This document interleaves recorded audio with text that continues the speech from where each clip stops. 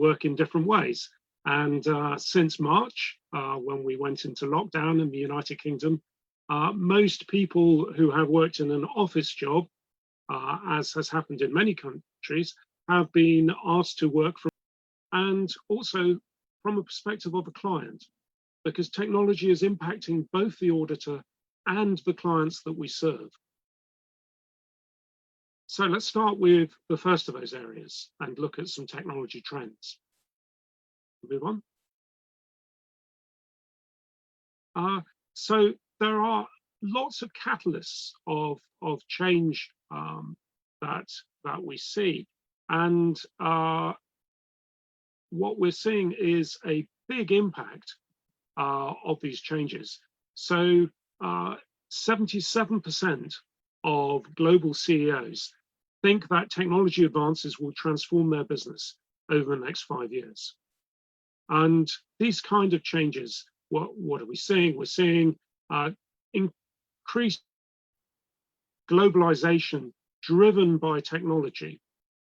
Though interestingly, coronavirus seems to be pushing against that. We're seeing borders come back up in the physical world in a way that we hadn't seen over previous years, as people have tried to control the spread of the virus.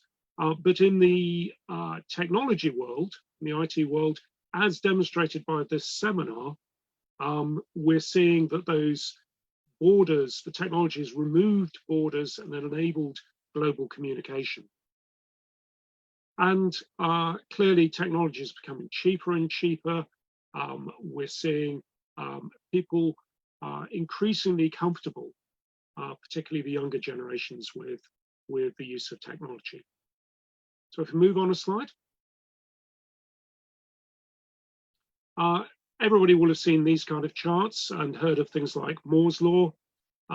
So over the past decades, we've seen the cost of technology come down exponentially, and that trend is continuing.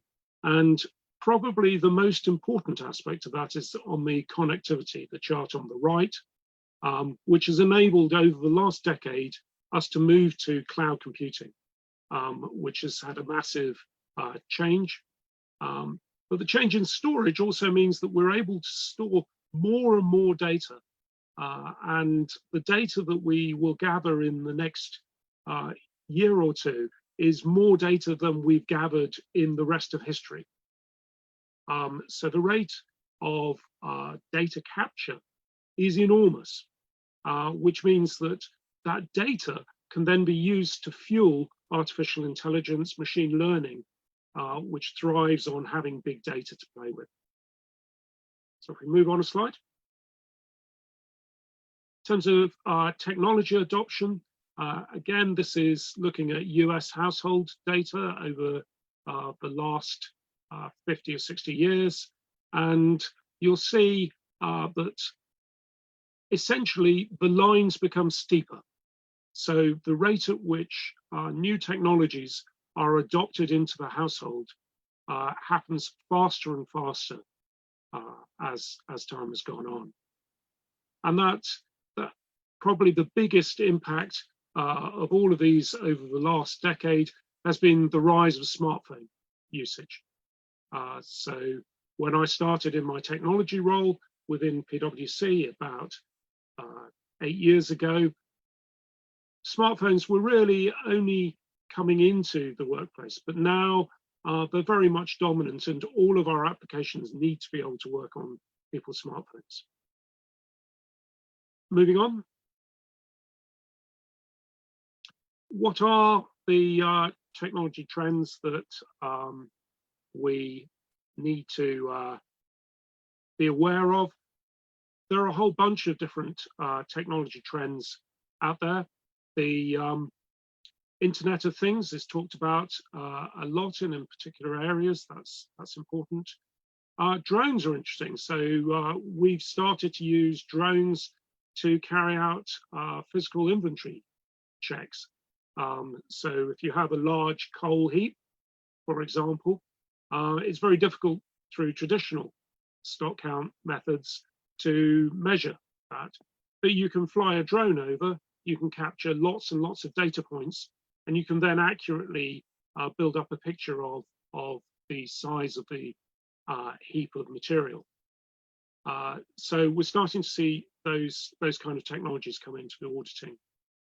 Blockchain is starting to change the whole way that transactions are recorded between different companies. And so the ability to audit blockchain will become quite important in the future. But probably the biggest one on the list is artificial intelligence. And that's the one which people focus on.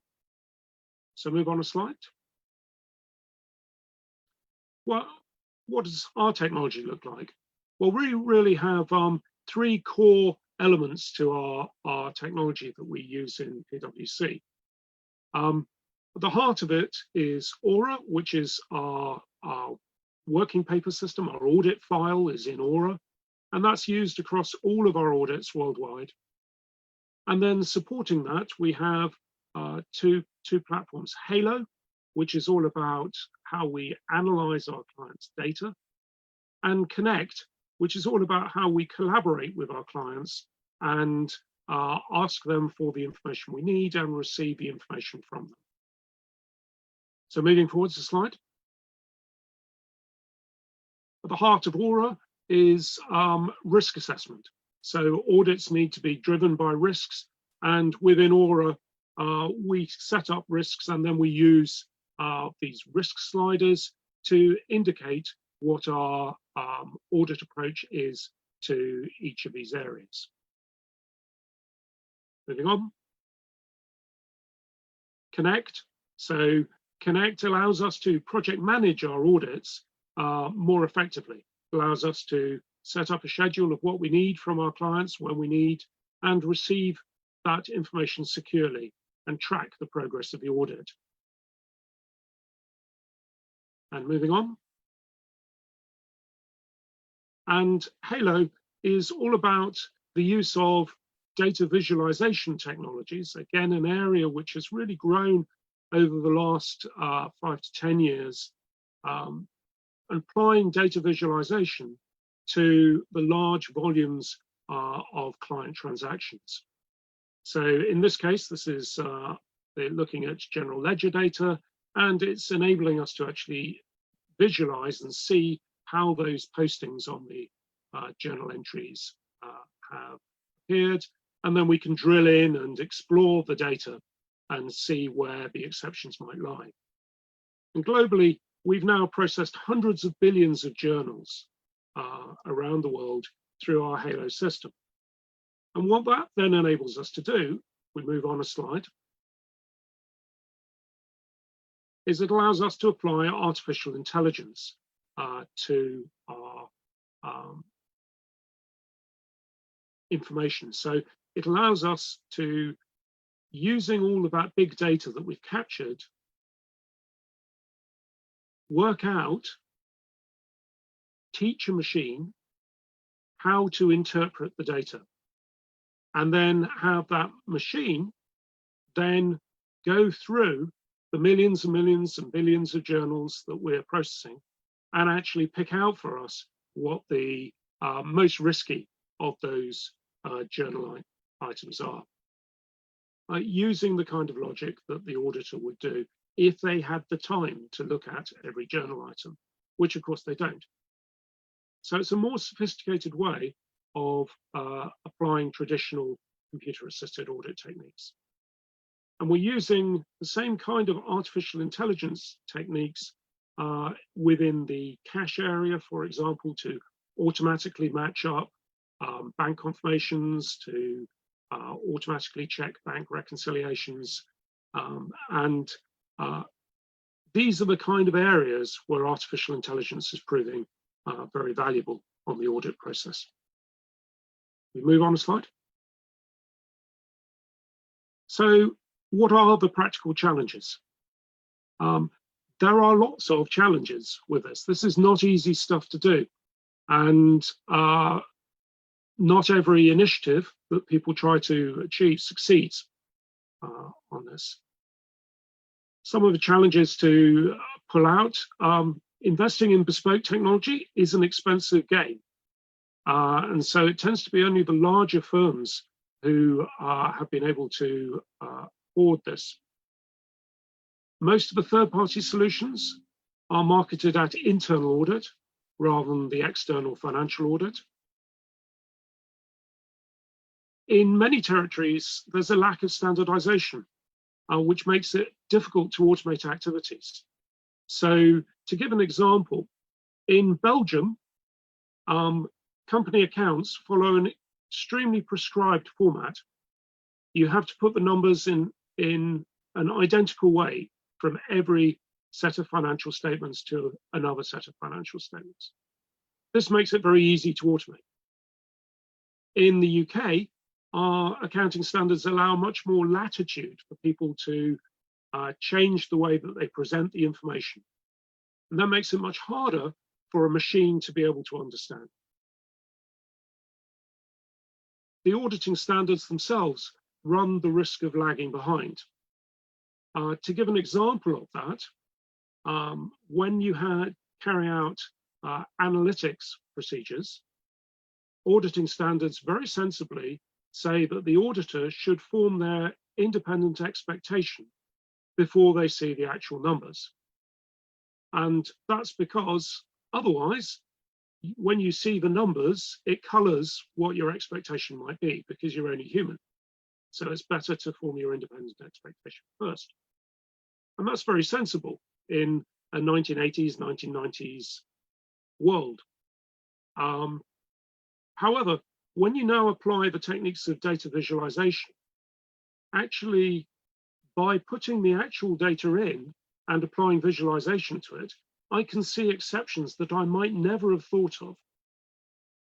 And so auditing standards at the moment don't really consider that as a technique that the auditor might want to do. And that is inhibiting some of the use of data auditing techniques.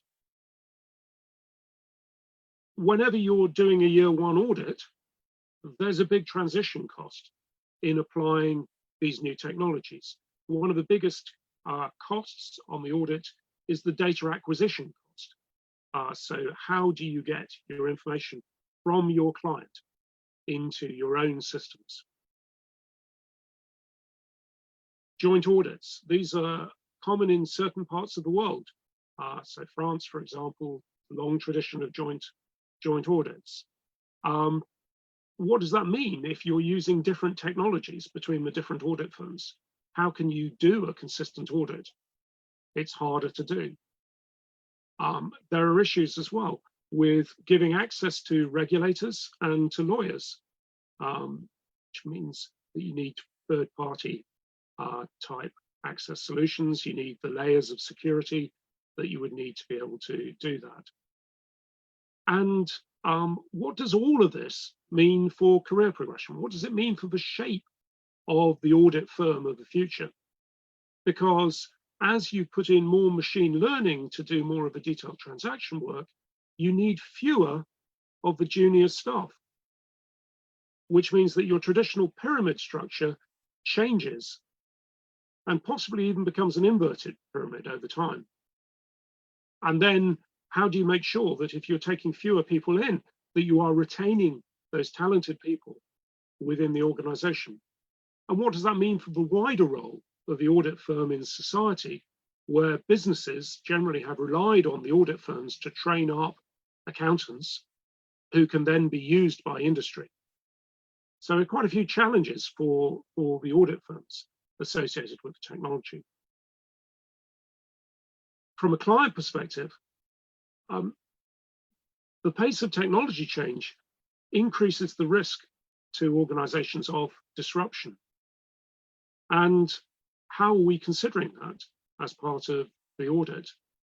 And if we needed an illustration of disruption, coronavirus is probably it. Massive impact to many, many businesses over the last few months.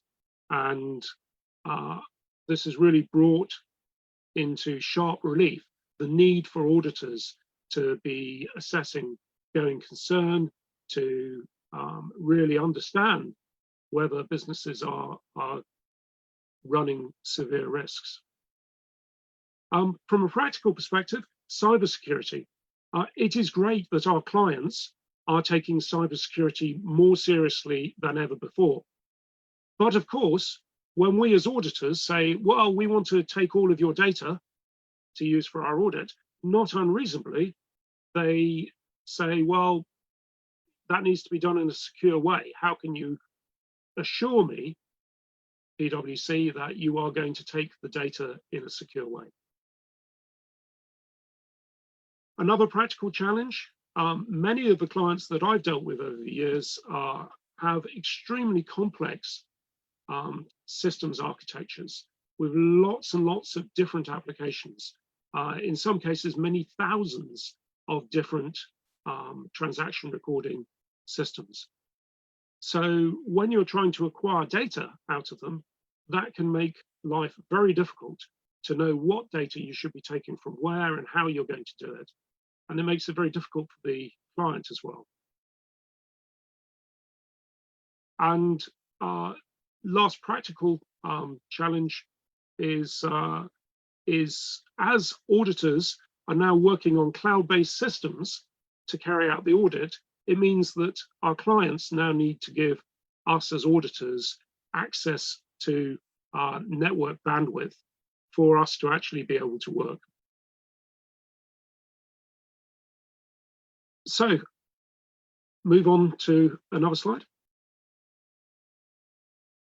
I guess the big question that I'd like to leave you with is then, how far can we go with artificial intelligence?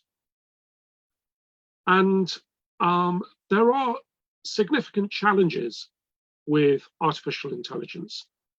It offers great opportunities, but it also has pitfalls. And one of the big pitfalls with it is that it is only as good as the data that you feed it and the analytical capability you've built into it. And this can raise significant ethical concerns. You can train a machine to think like a very horrible person. You can train it to be racist, you can train it to be sexist, you can train it to have all kinds of biases in how it looks at data. So how you train your artificial intelligence is key, and how you can provide regulators, stakeholders with assurance about the way that the AI is operating is really important as you move towards greater adoption of artificial intelligence. Generally, where I think we will be is use of machine learning and artificial intelligence to augment the auditor. So at the moment, there is no substitute for the human judgment of the audit engagement leader, partner involved on the job. At the moment, in 30 years, that position may change. Where we are likely to see artificial intelligence augmenting that judgment is on the ability of the machine to look at many, many more individual transactions than a human could possibly do. So we are seeing the ability to move away from sample-based testing, which has always been a bit poor, to being able to look at the whole population and highlight the exceptions and focus in on the riskiest bits. And that's where artificial intelligence provides a big opportunity over the next 5 years. So thank you very much. That was quite a quick run through of some of the trends going on in the environment. Thank you so much, Mr. Chris, for sharing very pragmatic and perspicacious views on the global perspective on e-audit. So viewers, now we are having a session on the regional perspective, for which we are having two panel members, Mr. Amar Gandhar and Mr. Riaz Bihula. First, I would like to invite Mr. Amar Gandhar, who is actually reporting and assurance leader at the Chartered Accountants ANZ and assurance leader over there. Amar trained at top-tier professional services firms including EY in Australia and London, gaining extensive experience in reporting, assurance, and regulation. Amar has been a thought leader on the future of audit for more than a decade. Previously, as Deputy Director, Public Policy and Regulations at the International Federation of Chartered Accountants, he has contributed his intellectual and business acumen on various fronts. Today, he'll be talking about leadership in the digital world, bridging the audit technology and expectations gap. So over to you, Amar. We would like to hear your sagacious thoughts on it. Thank you very much, Saida. And let me start by saying Assalamu alaikum wa rahmatullahi wa barakatuh. What a privilege to be with you here. What an honor. We have a really wonderful Pakistani chartered accountant community here in Australia, in Sydney. I have many friends in that community, my colleagues from when I was working in EY before, many who I keep in touch with very closely. And there is a very strong chapter of your organization, an active chapter, which I was also privileged to join at an event in 2018 around the World Congress event. So I still have, wonderful memories of that. I think it was such a fantastic start to the presentation, both Rana and Chris's presentations. My presentation will perhaps zoom out a little bit and look at some of what I'm going to try to do is not to really go very deep into the detail of specific technologies. I think there's no way I can compete with someone like Chris on that. But I'm going to try to look at some of the bigger developments and the context which impacts on embracing technology in our profession internationally, as well as provide some of the reasons why it's very important for us to adopt technology very centrally into our work. The expectation gap, of course, is a long-standing issue, and there are ways that technology can help to address that. But at the same time, if we don't have the expectation gap and that bigger picture central in how we adopt technology, it can also end up potentially making things worse. In my role, I engage a lot with many stakeholders quite broadly of the profession. That includes, of course, auditors and the profession itself, CFOs, but beyond that, regulators, the political world, investors, directors. And I think it gives me the benefit of quite a broad set of perspectives. And I'm going to try, what I've tried to do here is really draw on those to identify some of the key trends and challenges surrounding our adoption of technology into the profession. There are a lot of unanswered questions here and some things maybe which hopefully will prompt your thoughts. And I have no doubt that some of these same challenges are things that you will be seeing in Pakistan. But as I think it was Albert Einstein who said, paraphrasing, it's all about having the right question, not necessarily, starting off with thinking you've got all the answers. So I've certainly got a lot of questions here, but I hope that you'll be able to fill in the answers. So if I can just go to the next slide. So I think first it's worth just touching on the fact that we do tend to have a bit of a binary approach in many of the debates around the future of audit. Either everything's going well and, leave us alone, or it's in a crisis. And it really depends on what's happening in the newspaper in a given week, which one it might sort of go to. But the reality really is that we do have some major challenges and issues when it comes to trust, quality, and if audit is meeting expectations, and technology is very much central to that. But we also have a very solid foundation for auditing to evolve. And before we get to those key challenges that we've been hearing about, I want to start with some of the bigger picture context and positives. So if we can just move to the next slide.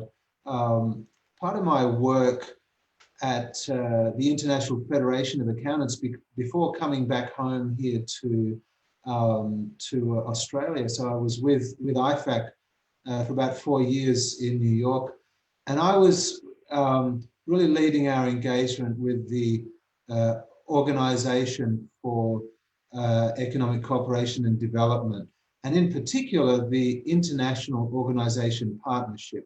And the reason I raise this is it gave me the advantage of being able to look at about 50 different international organizations across all of the different industries you could imagine, whether that's aviation, electrical standards, all of the key United Nations bodies, the World Health Organization, which of course is, very central in the discussion right now.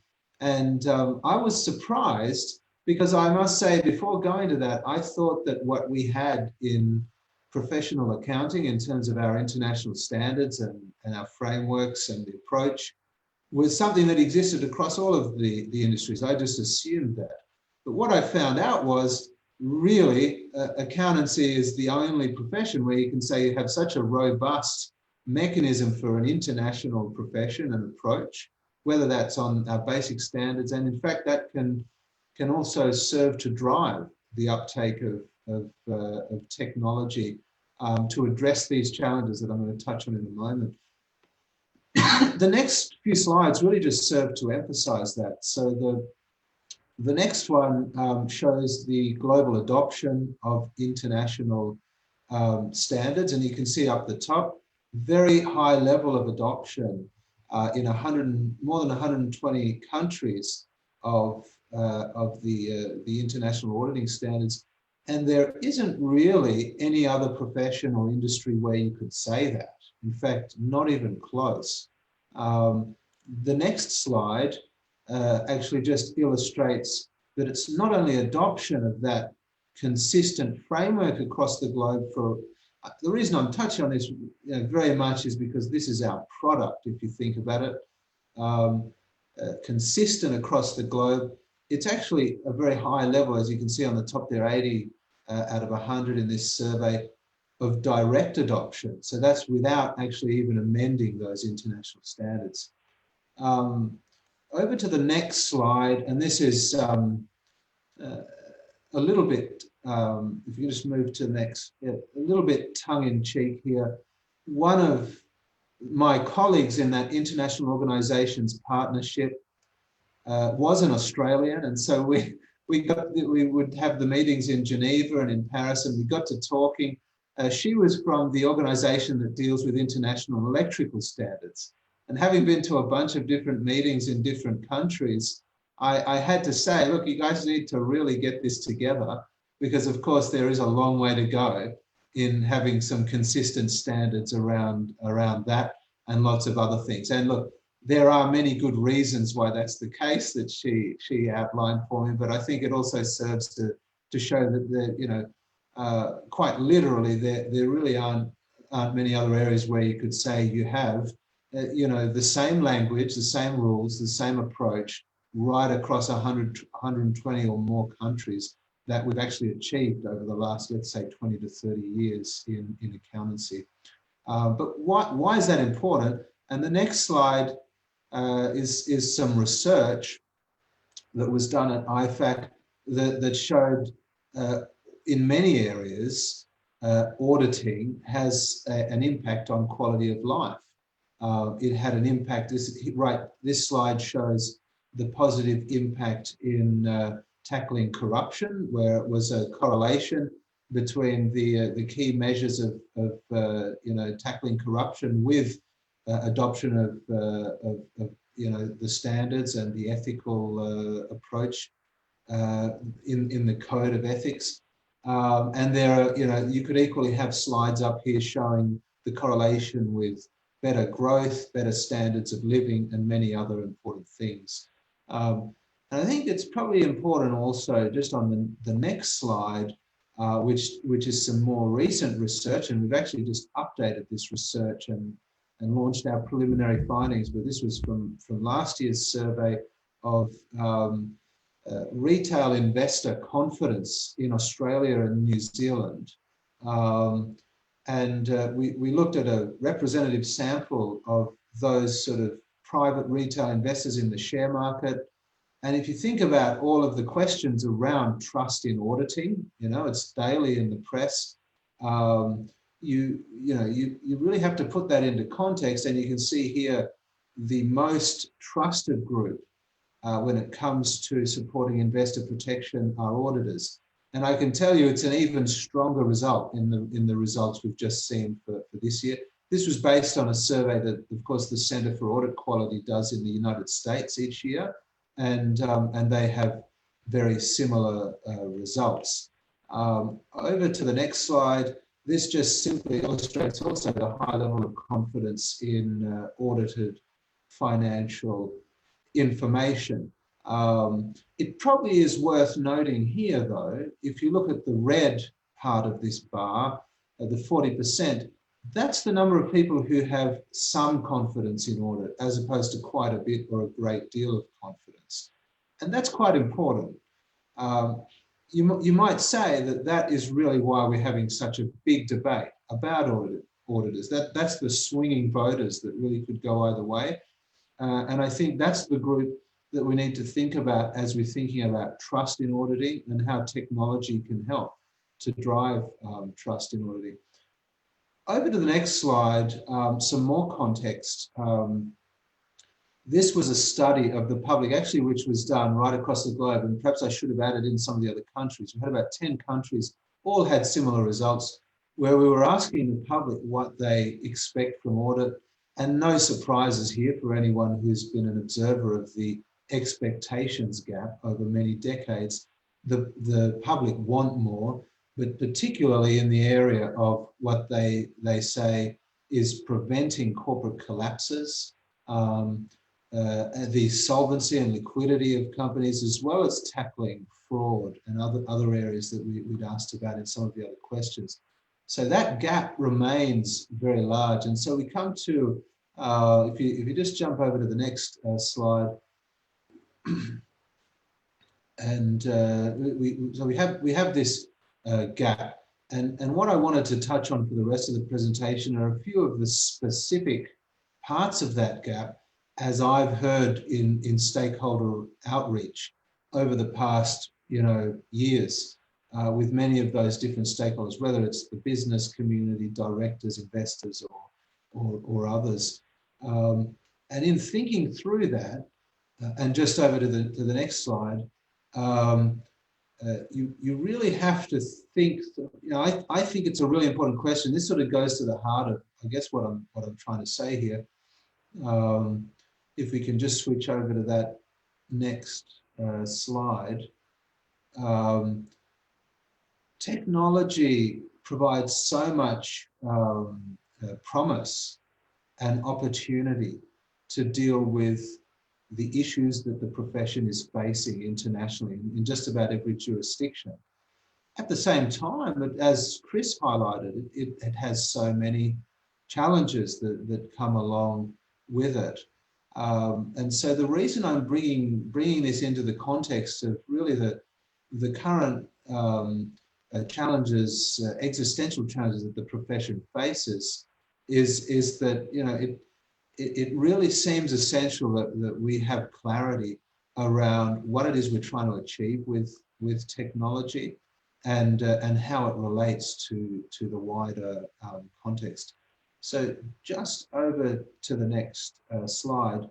Nowhere in, particularly right now, in the debate around our profession, is it more intense than the discussion around the role of auditors in relation to fraud and misconduct, and in particular fraud. There are so many ways that intelligent people can argue and disagree about what the auditing standards mean in terms of the responsibilities of auditors for detecting or reporting on fraud. And technology, of course, and we saw a very good example in the system that Chris outlined, does have the potential to greatly augment the auditor's ability to detect fraud. But one of the challenges is, what are the limits, and how can we communicate to the wider community what the capabilities are when it comes to tackling fraud. So that includes through, for example, analytics, and in our view at Chartered Accountants Australia New Zealand, in addressing the risk of fraud, we very much are trying to promote a prevention approach as much as an approach that focuses on detection. And to really go down that road requires looking at controls and the quality of internal controls in an organisation, which make it harder for a fraud to be perpetrated and harder for a fraud to be perpetrated with going undetected. Now, technology has such a huge role to play in underpinning those systems of internal control, particularly if you think about doing it with everyone working from home, as we find ourselves in the current situation. But at the same time, there is a great deal of human intervention and interaction when it comes to something as complicated as a control system. And so therein lies perhaps the first major challenge in adopting technology. And we've seen that play out in companies going online with how they're managed, as well as, of course, how the audits are conducted. Over to the next slide. Of course, the close cousin of any debate on the role of auditors in detecting fraud is the role of auditors in detecting or preventing corporate collapses or business failures. And I think anyone who's watched these debates playing out closely will begin by saying, despite the outcry that occurs after just about any major corporate collapse, including the ones that are in the newspapers right now, corporate collapses are an important and actually in some ways a rejuvenating and good part of any market-based economy. The problem really comes in, and this is through, I guess, my own personal observations and again, that engagement with stakeholders, when the corporate collapse happens suddenly and without warning, and there's an element of mismanagement and a lack of clarity that means it's not really obvious what's actually happened.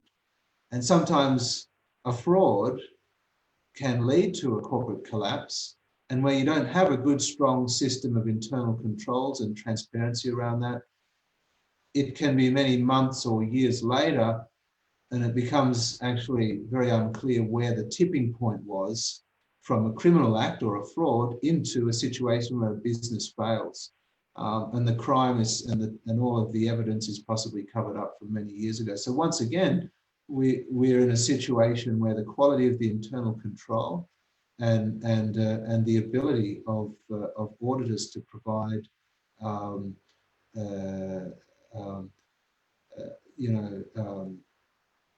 integrity around that is a really key way of tackling the issue.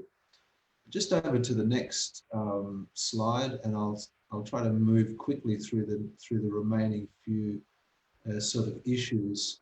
Of course, a massive issue for auditors is in the and preparers and directors is the challenge of estimates, intangibles, and all of the judgments that go into financial statements. No one has a crystal ball, but at the same time, so much of the balance sheet requires us to look forward and try to interpret and anticipate how things are going to play out in the future. I can't think of a year before 2020 in the COVID-19, where we're actually heading to our year-end balance dates, or in the reporting season right now in Australia, which is mostly 30 June year ends. And I've never seen an instance where it puts it in such a clear focus, how hard it is to try to anticipate what the future is going to look like, whether that's cash flows, forecasts underpinning impairment testing, or all sorts of different things. Now, technology has a really major role to play in helping to underpin much more sophisticated models. But once again, it's the human element and how that capability is utilized that really is perhaps the more challenging part, and also the more important part for being able to maintain trust in those estimates. A related point is in regards to digital reporting, which is of course an important. I think it's an important topic to have on the table here as well while we're talking about digital audit, and a taxonomy and a data-based driven approach to reporting opens up a lot of more avenues for communicating these softer estimates in financial statements. So once again, we have a challenge and we have a major opportunity in embracing technology. The next slide really highlights, I'm sure, what is a really important challenge in Pakistan, and it certainly is here in Australia and New Zealand, and that is the challenges faced by small and medium practices who work primarily with small and medium-sized companies, entities, businesses, and family businesses. Now, there is, of course, the very important work that the International Auditing and Assurance Standards Board is currently doing in this area. But we think, and most of the discussions and roundtables that I've been party to, see technology very much as part of the solution here as well.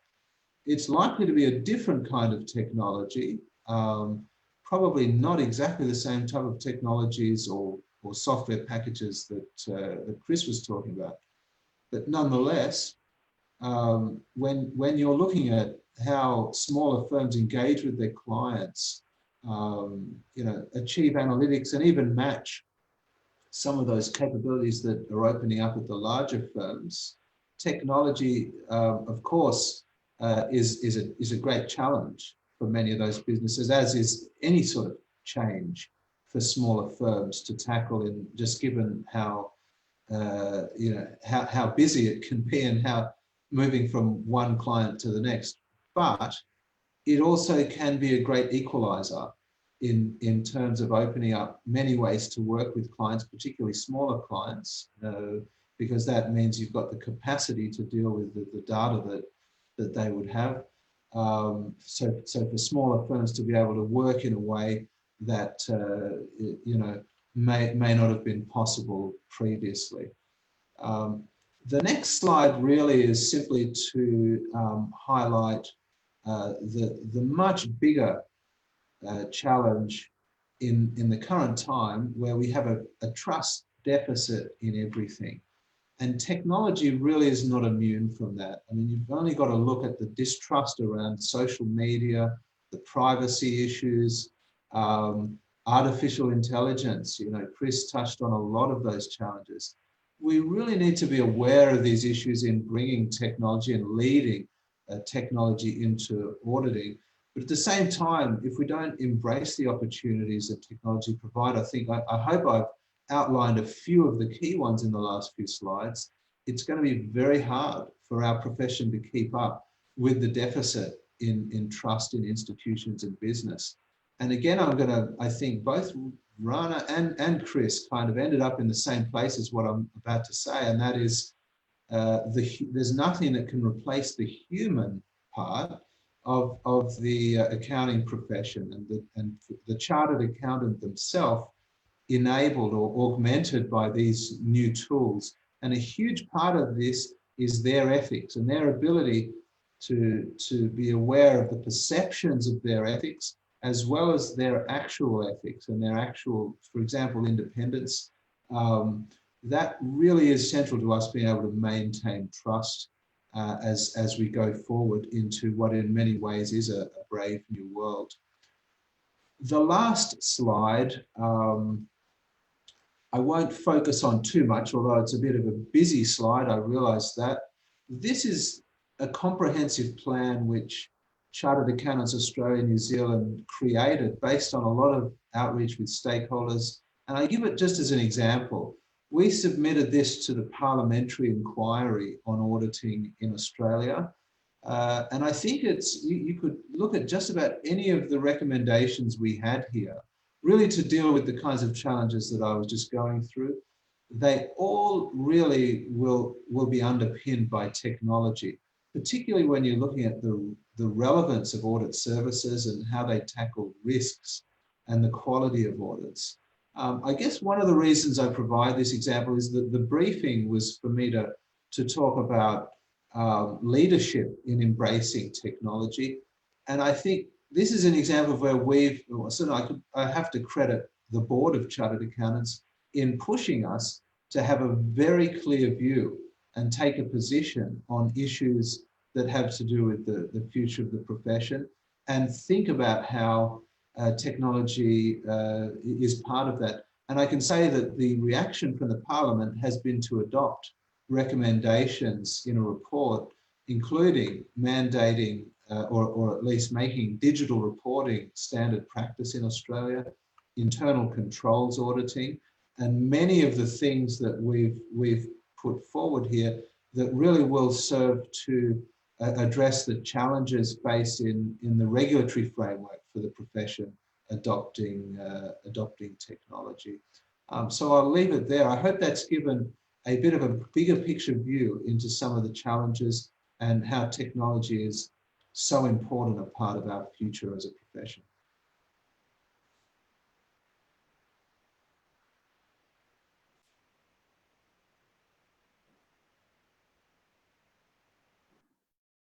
Very interesting presentation indeed, Mr. Amr. I'm sure our global viewership enjoyed this learning experience. Mr. Amr, you talked in great length, and I appreciate your cognizance and dexterity on the topic. You have a great command, and it is indeed a very super fantastic presentation. So my next speaker will be Mr. Riaz Mihuda, who will share his experience from the platform of SACA in the context of regional perspective. He is managing partner of KPMG at Sri Lanka and Maldives, and he's also chairman of KPMG's Middle East and South Asia regional cluster. He counts over 40 years of experience in audit and advisory areas. Riaz drives innovation in KPMG in Sri Lanka by executing automated, agile, intelligent, and scalable technology. He has served many boards and firms at the C-suite level. If I talk about him, it will take me an hour to share his profile with you all. So without taking much of your time, I am handing over the command of the webinar to Mr. Riaz Mihuda to share his views on tapping the potential of audit data analytics and its future outlook. Over to you, Mr. Riaz. Okay, thank you, Saida, for that introduction. I think we had some interesting presentations by Chris and also from Amr. Looked at several issues, and some of them actually have teed up very nicely for what I'm going to say. What I'm going to talk to you is about how do we tap the potential of audit and data analytics to audit. Next slide. People keep saying that the future is here. I know we like to sometimes postpone the inevitable, hoping that things like, I still remember one of my earlier senior partners on audit, when IS 39 came around, he said, I'm happy that it's coming into effect much later by the time I'm retired, so I won't have to learn this. So sometimes we want to put things off, right? Anyway, so, but the fact is that, those of us who are in the driving seat in the profession, the future is here. And data and analytics is here to stay already. I mean, if we think that it's going to come the next year or the 5 years or 10 years, I think we are fooling ourselves. We need to accept that it is here. And the question is, how do we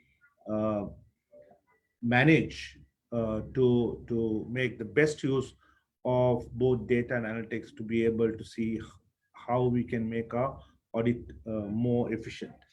Now, a starting point, if you're going to incorporate data and analytics into an operating model, there is what I would call a prerequisite, and that would be to transition out of what we used to do, a paper-based audit model, to a digital audit process. We in Sri Lanka and KPMG were fortunate. I think partly was driven by the fact that several years ago when KPMG moved to e-audit, at that time, now we moved to Clara. But at that time, they said, we are not going to support the paper-based audit process. So they said, you either move to a full paperless audit. If you stick to paper, you're on your own. You won't get any support from us. So it was a bit of a tough decision at the time because, technology is costly, and we have an office with 1,400 people.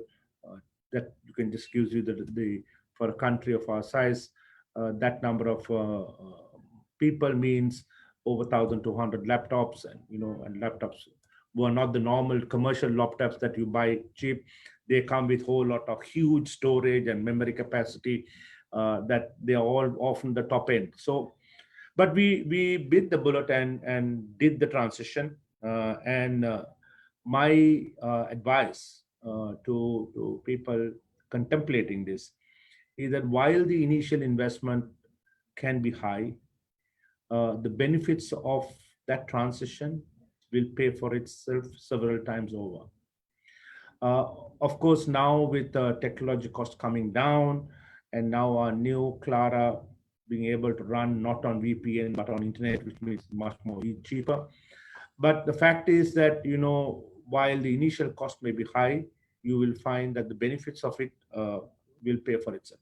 And I just choose one example when we all are going through a period of COVID, when suddenly the government put us into lockdown on the 17th of March. And it was a very tightly controlled lockdown with curfews, island-wide curfews. We suddenly realized the value of the digital process, because we found that we were able to do all our audits with our clients virtually without being on site. So we had our audit teams, we were using our Microsoft Teams platform for collaboration, and we found that we were able to perform a lot of the audits. Sri Lanka, the year end is March, and companies are very keen on getting them done and dusted early. And we were able to fulfill most of them because of the fact that we had made that investment. So particularly, I think whether we like it or not, work from home is going to be a new normal that's going to come. We have still already given an option to our staff to work 2 days a week from home, but of course they got to apply ahead the week before, and that was facilitated to a large extent of the fact that it didn't matter whether they were in office or at home or wherever, as long as they put in certain deliverables that were expected from them. So that's the point I want to say, that the future is here, and I think that investment can help. Next slide. Yeah, so this slide, I'm just trying to quickly show you a comparison of what we call the traditional organization to what I call the future organization. And in fact, some of the organizations are already in what I call the right side of what I call the future organization. So in the traditional organizations we had, if you see, a fairly big patch of transactional processes, right? There was some process management, financial risk and controls, but data analytics, if you see in the pie chart on the left, is a very small portion. I mean, it was more a nice to have type of thing. And the consequence of that was the costs were high, business partnering was pretty low, and the value was also less than adequate. But if you look at the future organization, you'll see the data analytics has really garnered a fairly big part of the pie, process management, and the so-called old transactional processes is a small strip. And the consequence of all that is that costs come down, business partnering becomes very high, and of course the value is also high. So that's a quick look at how the organizations, our clients, are transitioning out from traditional organizations to future organizations. And if we don't gear ourselves to meet this challenge, we will be left behind. Our audit processes will become inadequate. The value that we bring to clients will become inadequate, and all of this have implications to us going forward. Next slide. I think Chris talked about this inversion. This is going to be a big impact on our staff. Traditionally, we had an audit model where we had an army of soldiers out there, the trainee model. And then you had, it came up, where you had in the supervisors and the system managers, the managers, the directors, and you get a partner. And that was the traditional knowledge work value distribution that we had. But you find that changes now. Because in the new integrated audit process, the digital audit process, you will find less need for the army of soldiers, because a lot of what we used to do through use of trainees or lower level, lesser qualified staff, is things like were more foundational, transactional, more to do with data normalization, which the computer does it for you.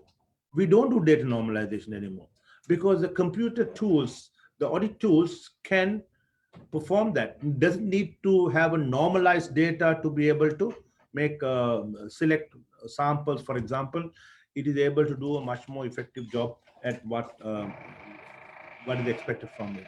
So to me, that's a big impact. And I think one of the things that I think lots of firms, particularly in SAFA, the South Asian region, where we have an audit model, which I think came from the UK originally, where we had a tripartite agreement with the firm, the Chartered Institute, and the trainee, where he did articles, and we were like the training university for the industry as well.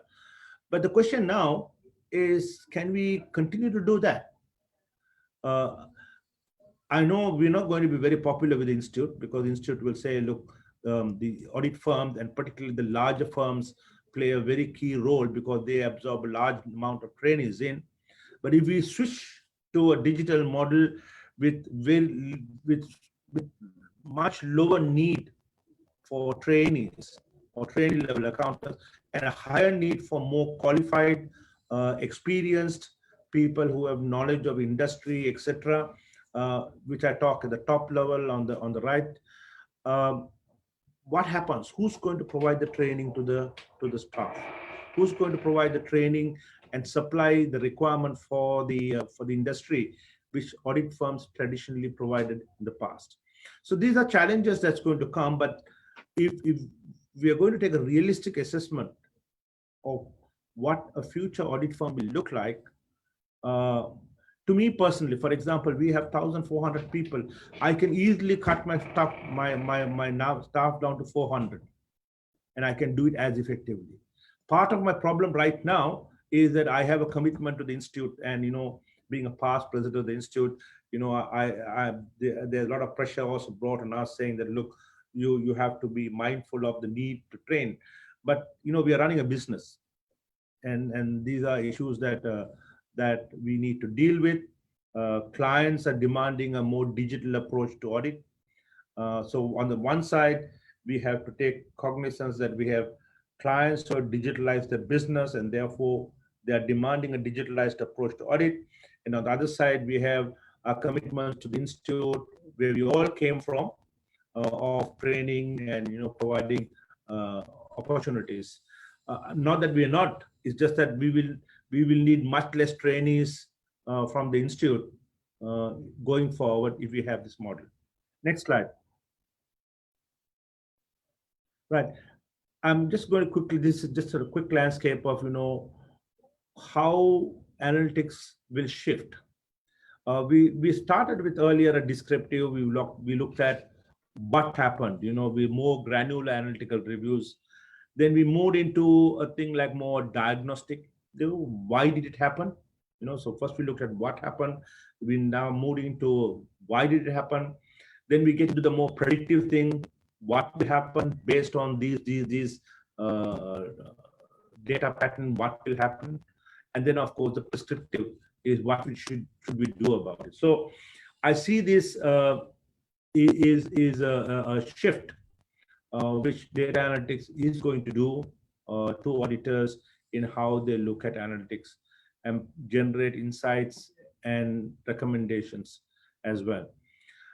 The next slide, and I'm going to move quickly to make sure that I finish in time. I'm going to look at how do we realize the potential of audit. DNA basically provides to me three aspects. One, it realizes the potential of audit through a more focused audit approach.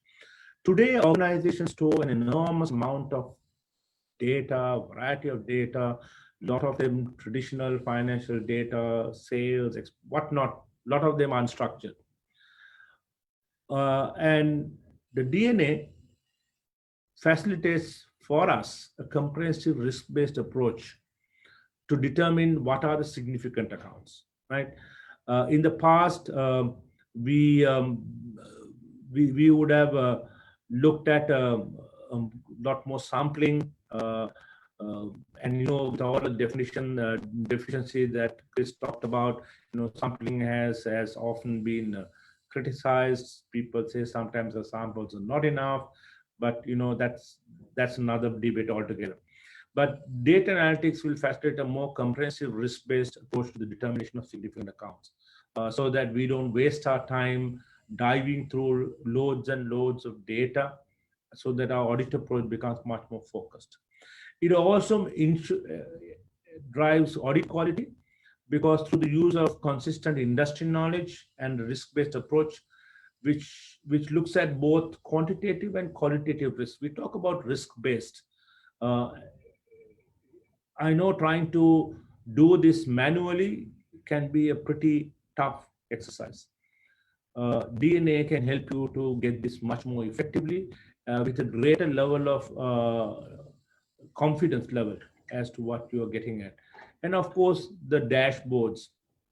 The DNA can give you risk dashboards, which will help, for example, if you are a partner, to make a better assessment of the audit process. As you know, we keep saying now that the audit process is a partner-led process, not like the earlier days where we sent an army of juniors out into the field, and then that was reviewed by managers and the senior managers, and then finally look at the partner.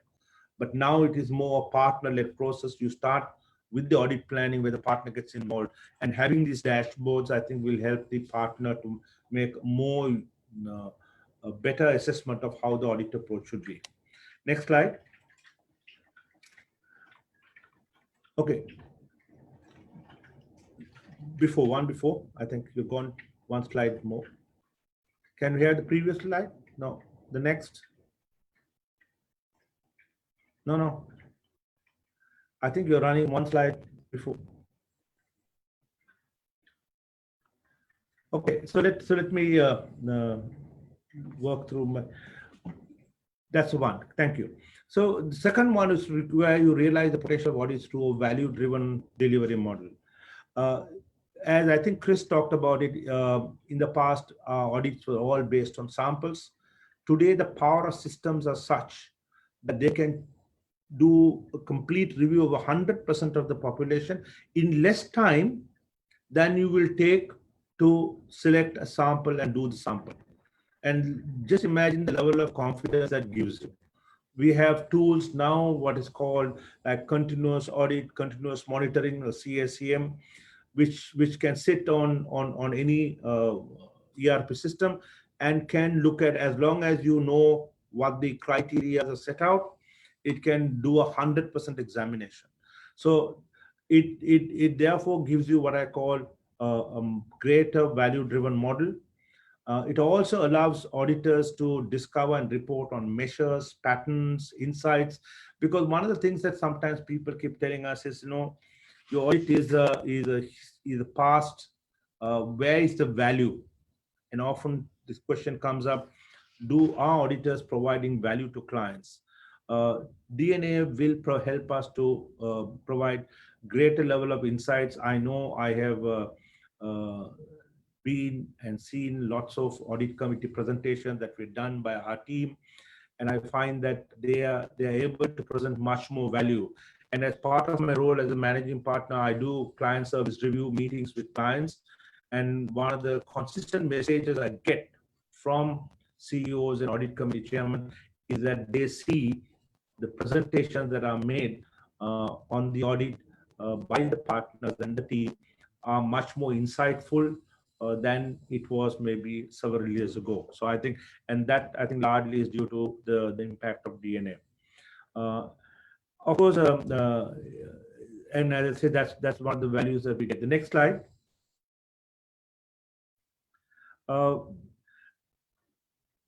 Again, we talk about audit efficiency. Audit efficiency is important because clients are pushing back. There is getting much more difficult to get fee increases. They have their challenges, and this COVID is not going to help. We have immense pressure from clients saying that, can you hold your fee, or can you give us a discount? Everybody is giving discounts. Can you give discounts? So, and these type of pressures are there. And the realistic situation is that we are not going to get the type of increases in fees that, maybe we got several years ago. 5 years ago, companies had the view that they never bargain on audit fees. You ask for the increase and they give it to you. It doesn't happen anymore now. People are pushing back on fee increases. So we need to be much more efficient. We cannot compromise on the quality of the audit. We need to ensure that we get the same level of confidence when giving an opinion, but make sure that we therefore have to find ways in which we can be more efficient in doing the audit and arrive at the same level of confidence without jeopardizing the quality of the audit.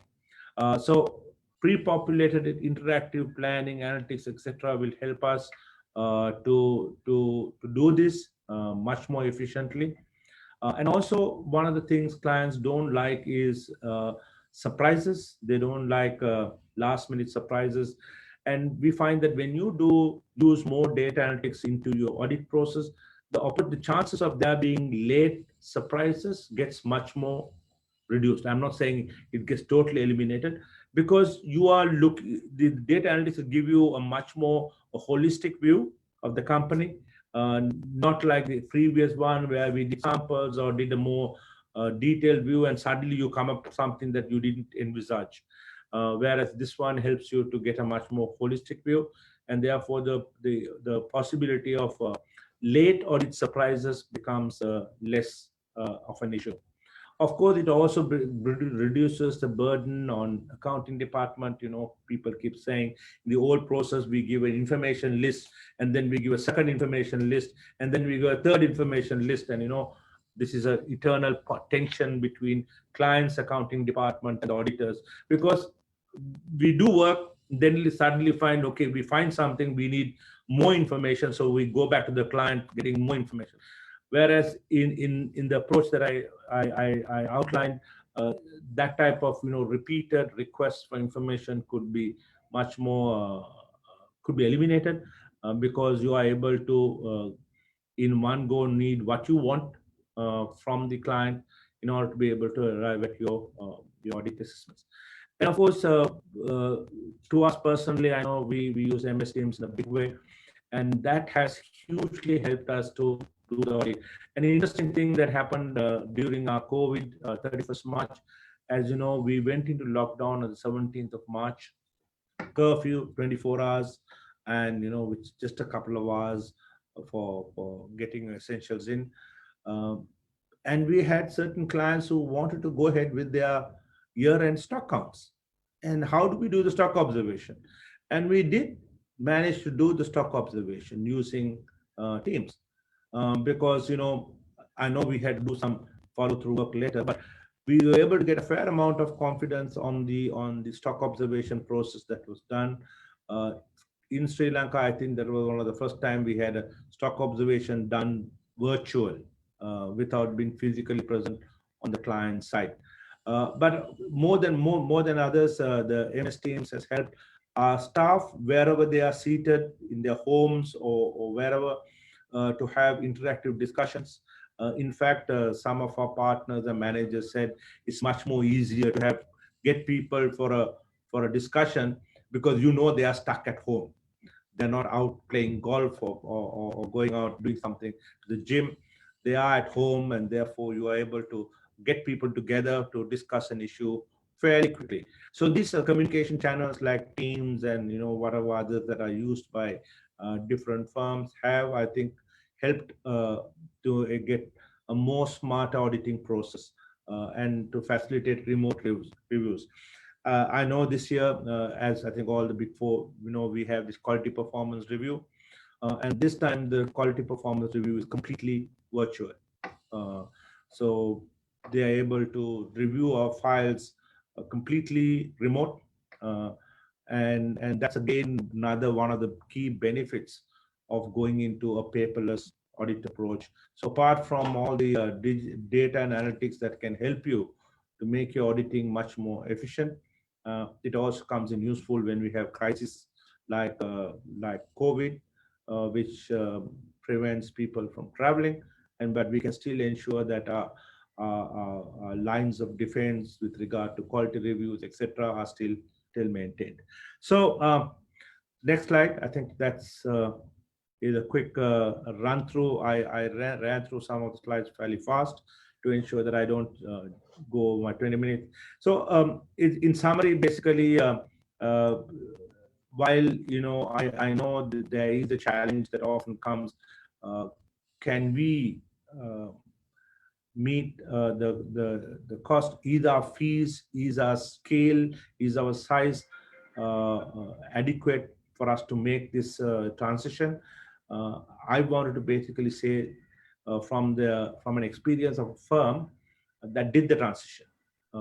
It was a bullet that we had to bite. The investment was pretty stiff at that time, because at that time it was on VPNs and high specs computers. Now we don't. It's cloud based, and we need virtually what we do is virtual dumb terminals where you can which has brought your cost of auditing much lower. So I think maybe firms wanting to move now, costs are much lower, and I would encourage, because it'll make sure that while we solve the problem of making sure we get better audits, better audit quality, better insights to clients, and greater level of confidence in what we report on, and hopefully address part of the expectation gap that Amir talked about. Okay, thank you, Saida. I'll hand you back to you, and happy to go look at questions later on. Thank you, Mr. Riaz, for sharing your valued experience with keen mental discernment on the topic of your presentation.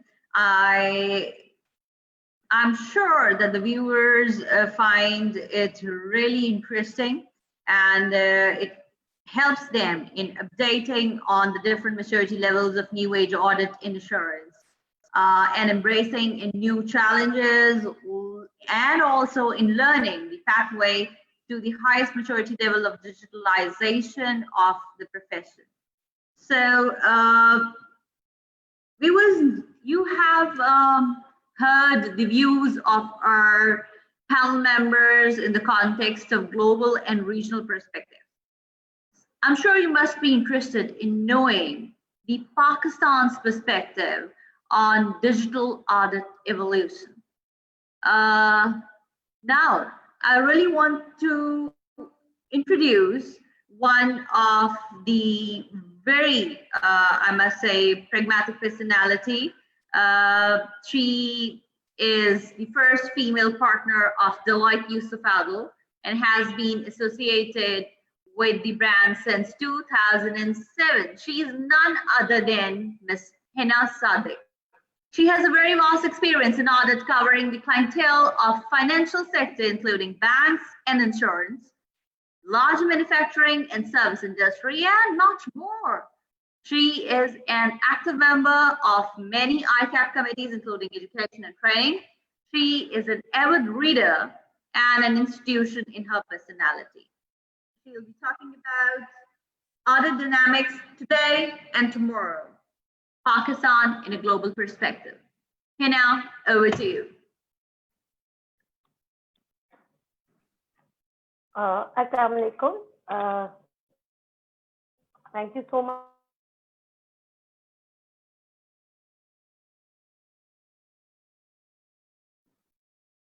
Thank you so much, Noor, for such a glowing introduction. I don't think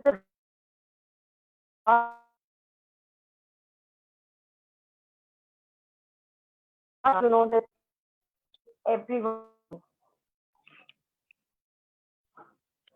Okay, a heads up would be really nice. Can you hear me, Noor? Can everyone hear me? Yes, now you're clear. Initially, there was some distraction in your voice. Okay. Okay. Coming back to the presentation. I would appreciate if you could restart it, because we couldn't hear what did you say in the beginning. Okay. I just said I thank you for the brilliant introduction. I don't think I deserve quite a bit of it, but I'll take it in my stride, and I will hope that I would justify whatever you said about me. We've been through some brilliant presentations from Chris and Riaz and Amir, and we've seen at least 3 continents being represented in the presentation. Pakistan is not that far behind as far as the audit dynamics are concerned. And digital audit is not something that is new in Pakistan. Yes, we have our fair share of challenges, and today I would be talking about some of them in my presentation.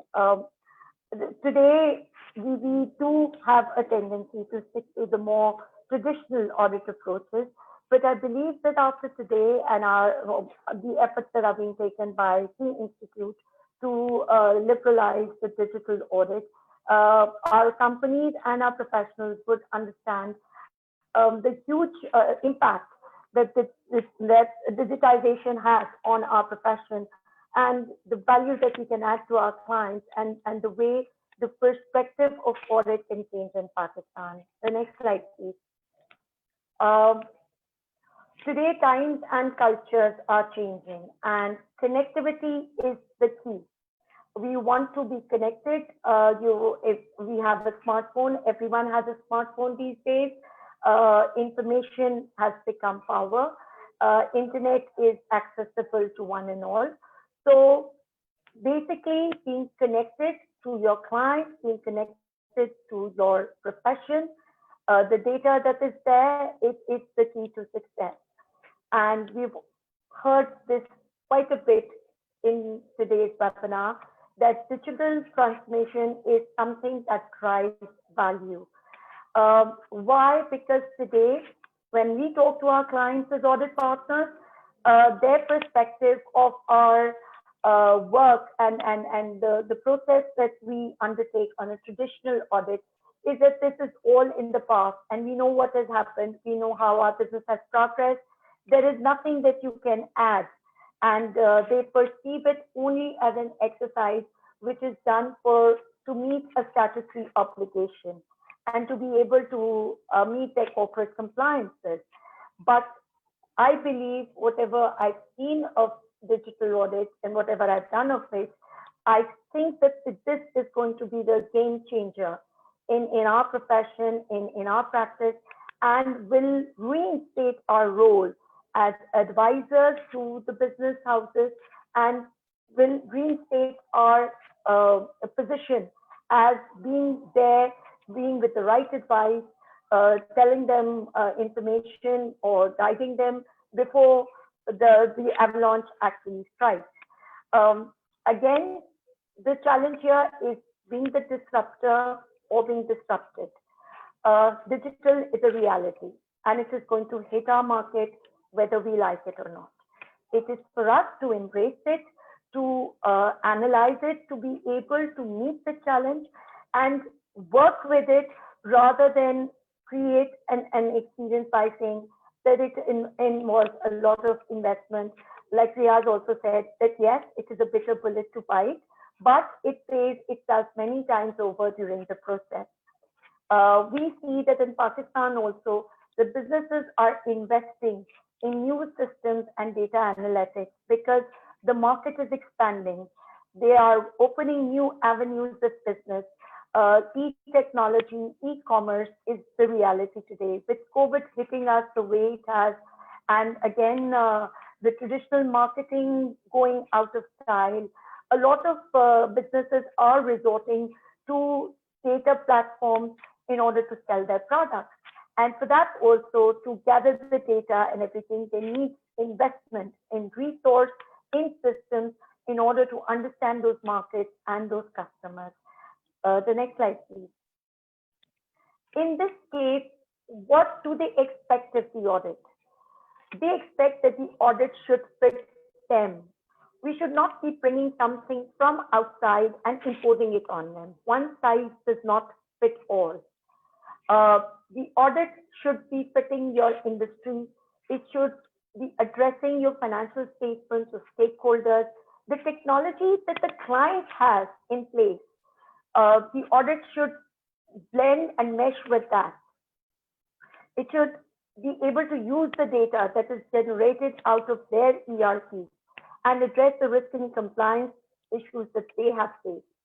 These are changing at a very rapid pace, and as auditors, we are expected to anticipate that change and to adapt to it accordingly. During the course of my presentation, I would be sharing certain statistics that I have found during my research for this presentation that has been conducted by big four firms all over the world. And they come with the market perceptions of what our profession is doing and how it is contributing to the stakeholder confidence at large. And sadly speaking, only 41% of the investors feel that today's audit effectively serves their needs. So there is a huge market available for an adapted audit strategy that would address the needs of your stakeholder, of your client, because at the end of the day, that is what audit is all about, is adding value to your client. The next slide, please. How can digital help in that? The next slide. During the day, we have heard a lot about what digital transformation actually means. It is about connectivity. It is about establishing of digital platforms which connect teams across various locations so that the information can be shared. In times like COVID, these digital platforms help us establish contact with our clients where they feel confident that they can share data with us over the net Chris talked about Connect with PwC. Deloitte also has a similar platform called Deloitte Connect, where we provide access to our clients and they can upload their data on those platforms, and our practitioners do not need to go to our client premises to do the audit, and they can sit in the safety of their homes and do the audit procedures there also. That's one way of looking at the digital transformation. The other digital transformation that has come across is by the use of different audit softwares. Chris talked about, I believe, Aura is the PwC software at Deloitte. We have, and Riyaz talked about Clara at KPMG. We have the EMS, which works on a central repository of risks and procedures that would normally be addressing those risks. They assist us over a period of time to standardize the audits, to be able to measure the quality of audits, and to ensure that similar work is done across territories.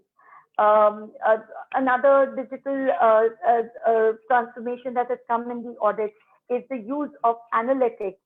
And analytics is augmenting our traditional sampling approach. And we will be talking about a lot of it in my upcoming slides. The next slide, please.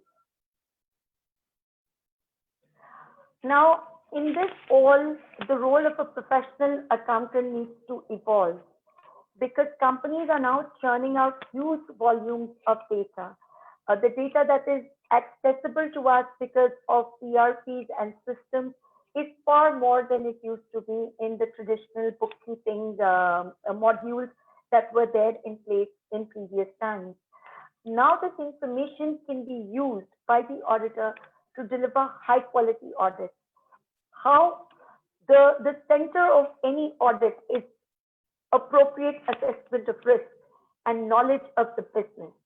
With the internet and with information of the peer group being available so freely, the auditors can actually concentrate on the business that they are auditing and trying to pinpoint the pain areas of that particular business and that particular industry to focus their audit efforts and to be able to deliver an audit where there are insights for the client.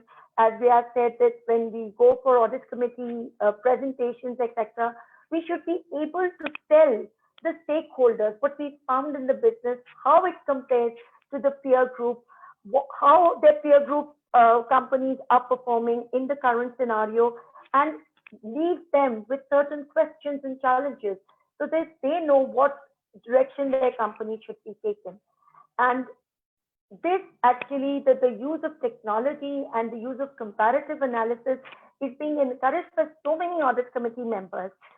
In a survey being conducted, 76% of such members said that advanced technology should be used extensively in delivering high quality audits and audits that address the need of the client, and if they are tailored to meet the client's requirements. The next slide, please. Now, the questions in this entire scenario that need to be asked and answered, and this would be coming from for businesses which we call SMPs and the smaller businesses and practitioners who do not have the luxury of being connected to a larger network, because these questions the larger networks are already trying to address. There could a technology platform be developed to connect audit teams in different locations and the companies being audited? We've already discussed Connect with respect to PwC and with respect to Deloitte also. Then can we realize the potential of a connected digital audit through centralization, standardization, and automation? Automation will not work for all the processes of audit. Automation will work for more of the repetitive processes that take place, like transaction testing can be probably handed over to a machine, to an AI program and algorithm. the working papers can be standardized and floated across the audit teams. We can have centralized repositories of risk pertaining to certain industries that would help the audit teams in focusing better as far as their work is concerned. Then one question could be, how can data analytics be made integral to the audit?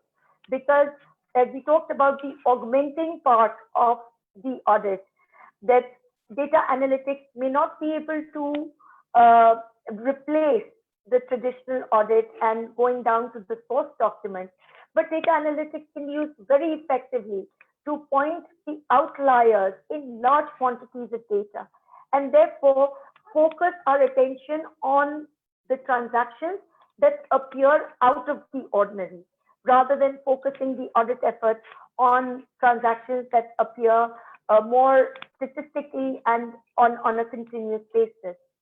And then again, with all that in place, can we drive value through innovation to the companies being audited? The next slide, please. Today, the auditors, as we're talking about it today, we are trying to put technology at the heart of the audit strategy. With the programs, with the analytics, with the automation, technology is becoming the center of our strategy. And we're trying to employ it effectively to gain access to better data, to gain better access to data and to drive value. We believe that the digitally transformed audit would give better visibility around the business and risk, and I've already discussed that.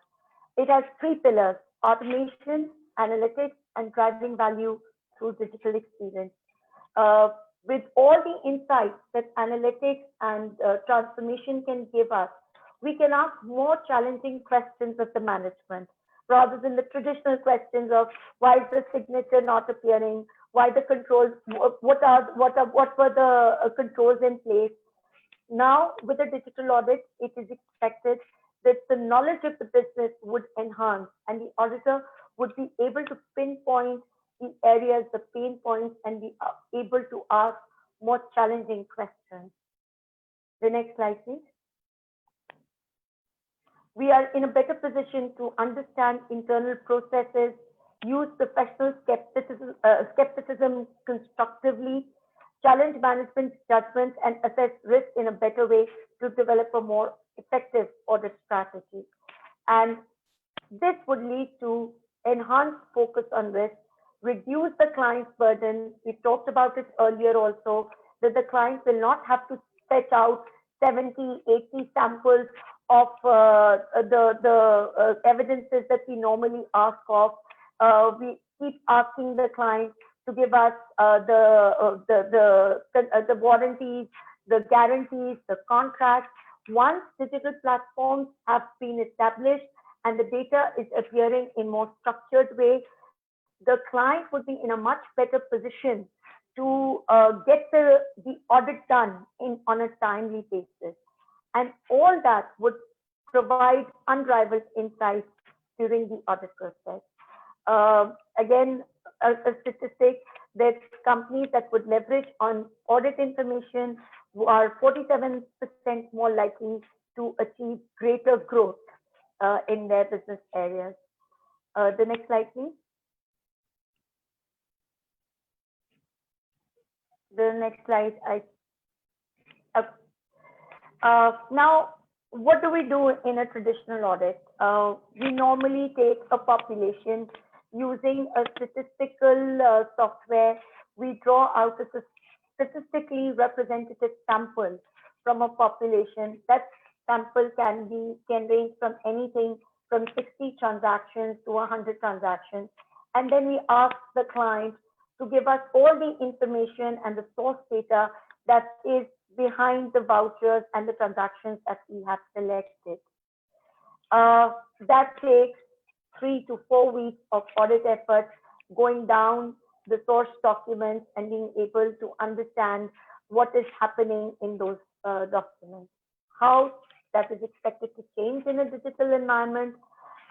We believe that with the use of a software and audit software, there will be a single source of information available. The scripts will be more standardized. There may be a repository to which you can revert to for reference purposes. There can be consultation groups that can be set up, and you can leverage on the knowledge of other audit teams being deployed on similar companies, and being able to share those insights on your own audit.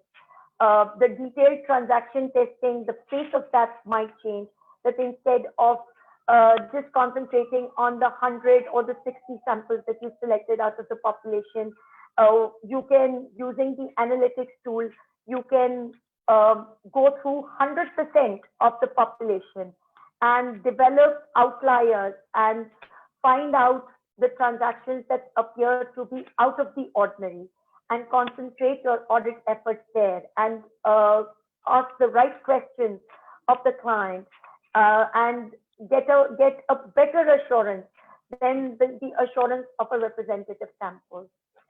We've talked about use of drones for stock checks and for specialized industry asset evaluations. That can help the mapping of certain areas. I believe that drones are being used in certain countries in mining industry.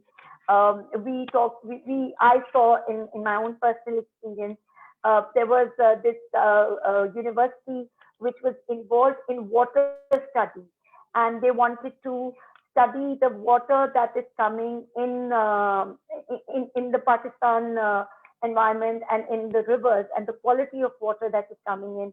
And they used drones to go to the source of the water, from where the water is originating, and take pictures from there, and to be able to bring them to the lab and test them and sample them. That can be a way that auditors can use the data that is being highlighted by drones and the pictures that come in. We can also have AI enhanced audits, artificial intelligence enhanced audits, in which peer data is fed to the company, and AI is used to develop ratios and expectations for the client, and compared with the original results of the client, and being able to highlight the problem areas that the client has faced during the hearing questions, and being able to ask those questions of the senior management as to why the company performed the way it has. We can also explore virtual reality for training sessions, and all these things are available, are there. We just need to open our minds to it and look at it from a different perspective. Next slide, please. But there are challenges arising out of this revolution. The risks will become more complex. Now we will not be able to hide behind the traditional risks that we used to identify at the start of the planning process. Now we will need to tailor the risks more to the business and more to the environment that is being audited. Then we are going to be facing competition from divergent angles. We will be facing certain stiff questions as to how we can challenge, we can ask questions that were not asked before. And the management may not be very, while they might be encouraging us in the beginning to digitize the audit and to make it more effective, but they may not like the questions that we pose to them once the audit is underway. And one challenge that obviously has been on our head for quite some time is the stakeholder scrutiny. And every time a financial fraud happens, a financial downfall happens, the question is, where were the auditors? I think one of our presenters even asked that question, where were the auditors? The auditors come in once a year, or let's say twice or 4 times a year, but very, very stringent questions are asked of the auditors by the regulators, and quality is expected, super quality expected of us all the time. So I think with digitization, we would be able to focus more on the fraud areas, on areas which appear to be fraudulent, and then investigate more in it, because we would have the kind of time from those traditional audit steps, and we would be able to concentrate more on the pain points. Next slide, please. The data and its impact has gotten power finally. Great.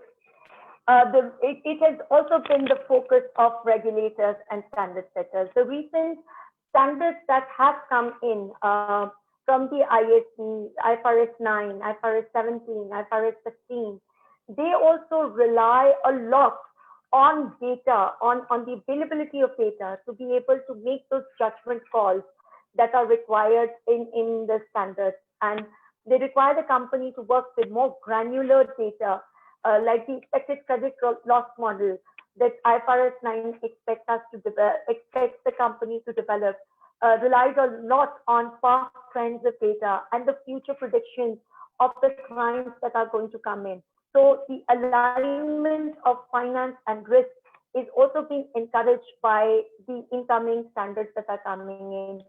I know for sure, I work in the insurance industry, IFRS 17 that has come in. For the first time, the accountants are going to be looking at insurance contracts, the way the actuaries look at it, and look at the data and the business from risk point of view and the undertaking point of view. Now, once clients and companies develop the information systems which will churn out this kind of data, the audit also has to follow suit, and they have to develop systems that will lead to end-to-end data-driven audit. Would be able to go into the systems and work around the controls of the IT systems and be able to develop expectations and develop business models and work accordingly. Yes, this would lead to, we expect lead to a reduction of administrative burden during the audit process, because we will not be looking at a certain set of transactions, but we will be concentrating more on the outliers, on the transactions that appear out of the ordinary. So we will be able to pose better challenges, pose more pressing questions to the management and get better answers. The next slide, please. Now, how can the companies help? I've been talking a lot about the auditors and how the audit will behave, or how the auditor will behave in this environment. But the companies will also need to help, because we need increased amount of data to be available to work around these systems. Now, with modern ERPs, yes, there is a wealth of financial information that is available. The key is giving the auditors access to that data. The key is also to structure the data in such a way that the auditors can extract that information.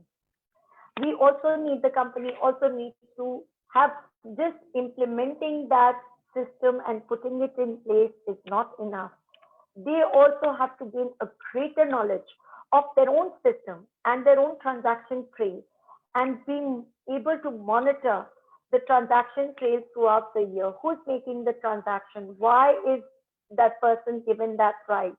All those questions need to be asked early before the auditors come in, to have controls in place so that that data, the validity and the sanctity of that data can be maintained, and the auditors can work around that data. And they also need to broaden the scope. There is a lot of data today in Pakistan that is available only in paper form, like contracts and warranties and guarantees, a lot of paperwork with banks, audit committee minutes. These are all in paper form and they're not available in digital form.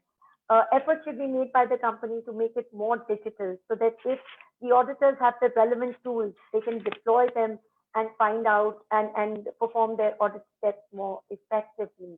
And they should encourage their IT teams and their finance teams also to share the information with the auditors. The next slide, please. The conclusion is that for the audit to move forward, the entire corporate reporting systems need to evolve over a period of time. That is my assessment of the Pakistani environment. The next slide, please.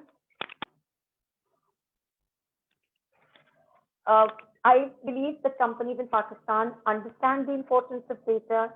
The management teams are now becoming more and more younger, more and more tech savvy. Their mindsets are changing. They are willing to invest in those systems and processes that generate the data. But again, there is a skepticism around making that data accessible to the auditors. The general focus is that the auditors should come, stay for a certain period of time, do what is necessary, and leave and give a very traditional report. They do not want them to ask those pressing questions. Next slide.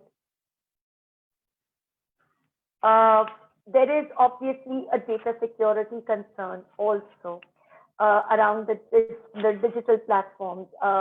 Every now and then we hear that on social media, ever since the social media has become very, very active, especially in Pakistan these days, we see a lot of documents from companies making their way to WhatsApp and to Facebook, and that is not a happy sight for any company.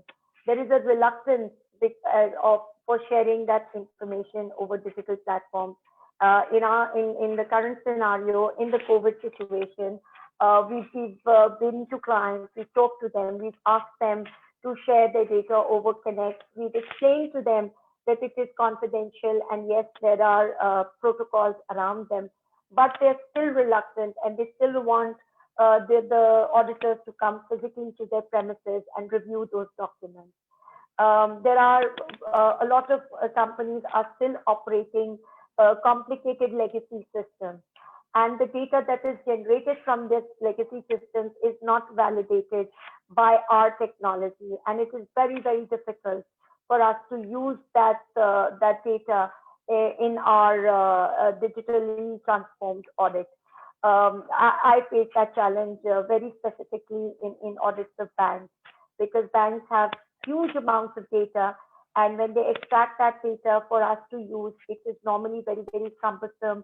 It cannot be transmitted over a digital platform. You need to go and get it on hard drives, and then plugging in those hard drives and getting that data, re-extracting it on our platform is also a challenge in itself. Next slide, please. Hello, am I audible? Hello, am I audible, Chris? Yes, yes. Okay. Yes. Okay. Okay. Sorry for the interruption, because of the power position in Karachi.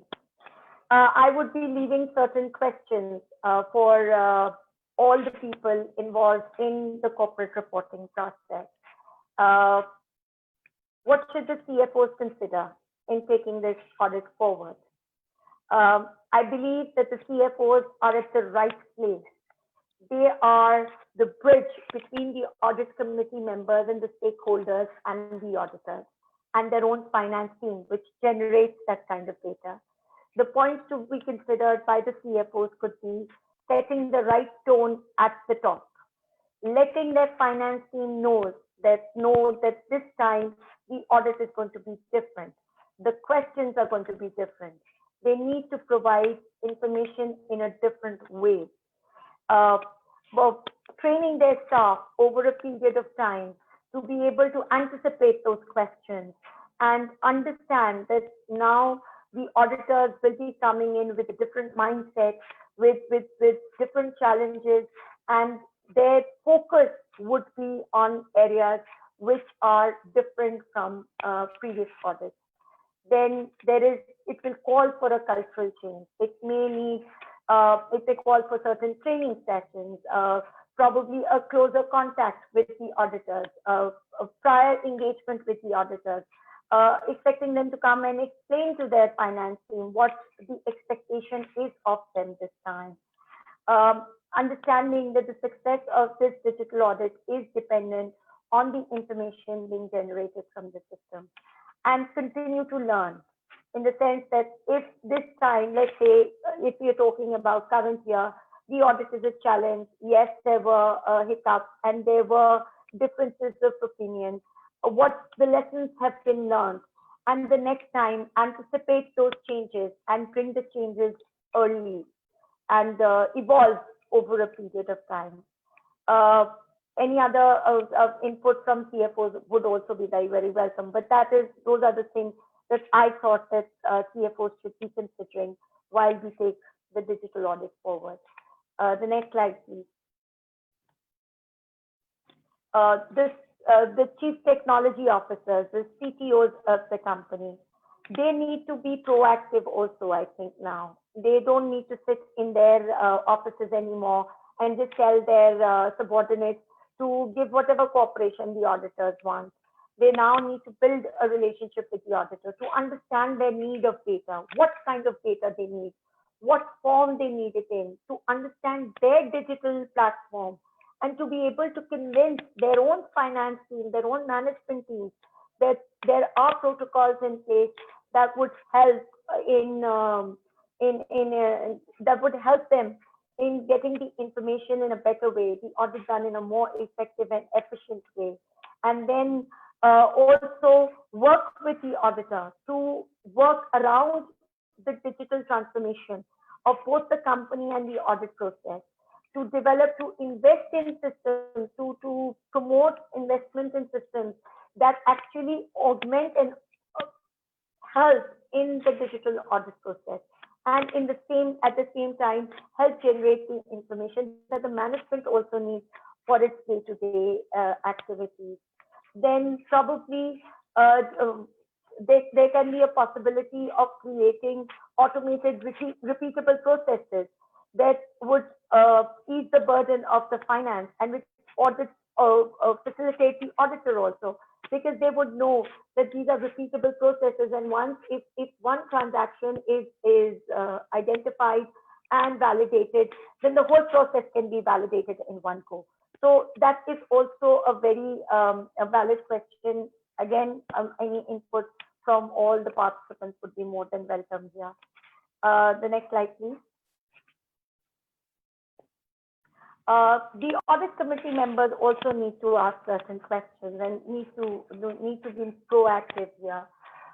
They need to invest in understanding the potential of digital audit. Again, they are people with vast experience of different companies on serving on different boards. They can bring that value to the table, and they invest in their time and their effort in understanding what the digital audit can bring to the table, how it can help the management make decisions in a better way, perform or identify the transactions, the outliers in the performance, being able to pinpoint the potholes that led to certain business failures during the current year. So all that, the audit committee members will have to invest their time and effort in understanding those. And for that, they need to engage in conversations with auditors, just not meet them for 5-10 minutes in the board audit committee that happens at the end of the audit. Engage with them early. Try to understand what they are bringing to the table. Trying to build that bridge between the finance and the auditor. And then be supportive of digitization in their company and in the audit process also. And push for investment in IT infrastructure that would lead to information, more information being processed, more structured data being churned out, and data being available for all for decision making at the right time. The next slide, please. The auditor also needs to be more proactive from this point onwards, because the audit is evolving. The auditor needs to take the finance and the audit committee and the stakeholders along with themselves in that transformation process. It cannot happen in isolation. We can't go to a client and tell them, look, this is our digital audit. This is the way we want to implement it. This is the information that you have to give us, and work around it, and expect the client to work around it also. we need to educate them. We need to talk to them, to engage with them. Understand that one size does not fit all. It may not be possible to deploy every tool and on every audit that we are undertaking. Try to tailor our audits according to the size of the organization.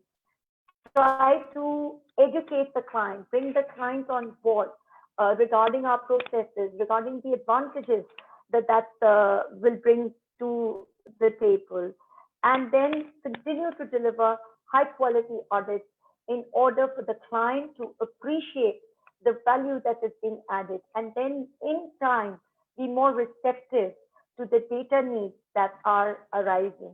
The first year of audit, I believe, is going to be pretty difficult, but moving forward, I think things will work out in a much better way. The next slide, I think. That's about it from my side, and any questions would be very welcome. And sorry for all the interruptions, but that was more attributable to the power and the internet playing tricks. Thank you very much.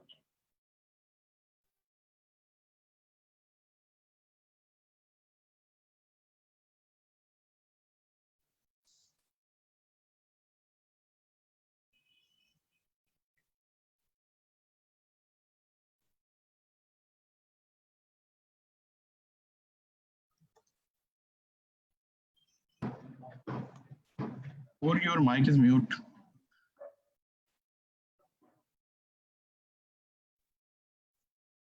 Many thanks, Hina, for your very interesting presentation. It is very pertinent to the prevalent situation right now, and I'm sure it has increased the appetite of many of the auditors to embark upon a digital plan. And without taking much of the viewers' time, I would like to invite Mr. Zulfikar Ali Khosa. His name does not need any introductions. Mr. Khosa qualified as a chartered accountant with EY in Toronto, Canada in 2005, and is a member of the Institute of Chartered Accountants of Ontario and the Canadian Institute of Chartered Accountants. He's also a fellow member of the Institute of Chartered Accountants of Pakistan. He plays an active role in the training and development of the firm's professional staff. In this capacity, he has attended several training courses of Video International. He is a member of the Quality Assurance Board at the Institute of Chartered Accountants of Pakistan and the advisory group of the Accounting Standards Board at ICAP. He will be talking about the digital transformation, which provides new business opportunities in Pakistan. So over to you, Mr. Zulfikar. Thank you, and a warm welcome to all this afternoon. We've had some great presentations throughout, starting with Chris, Amir, Mr. Zulfikar, are you with us? Riaz, and Hina. Yes, can you hear me? Yes, I think can. so. Okay, so we've had some great presentations this afternoon, and I'm pleased to continue on that. I will try not to make repeated arguments of what have been already been discussed by the earlier participants. If my presentation can please be brought up on the screen.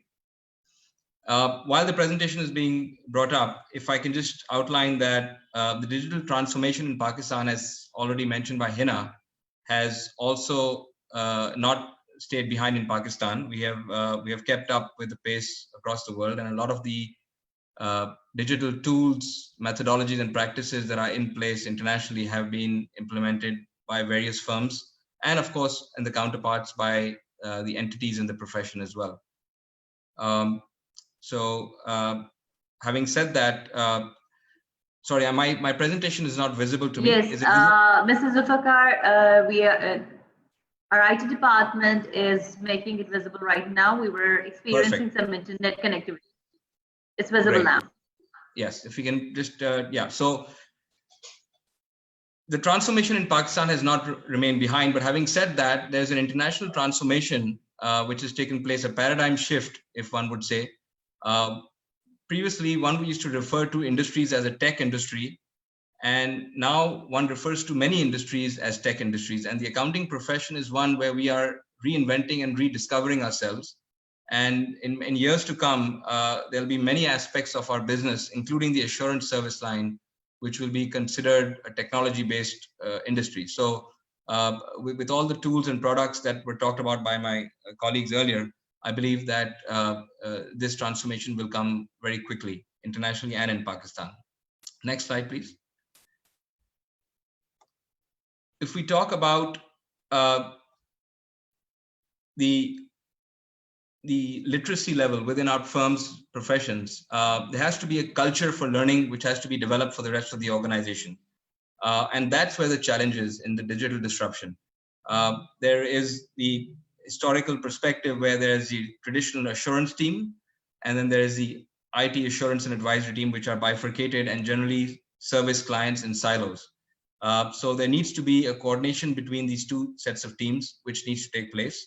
All service line leaders need to be tech literate and be able to communicate with technical teams. However, it does not mean that all executives need to learn how to code and be familiar with programming, but there has to be a basic technical understanding that must be exhibited. Can you please move to the next slides? I think the slide's not moving forward.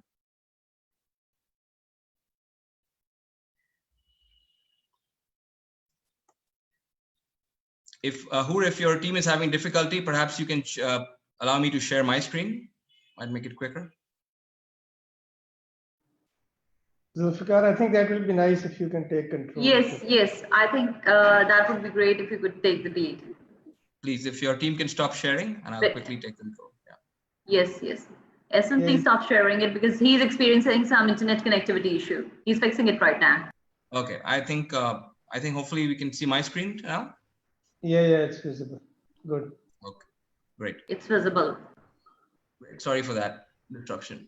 I'll quickly run through some of the topics talked about. So RPA, robotic process automation, was talked about very quickly.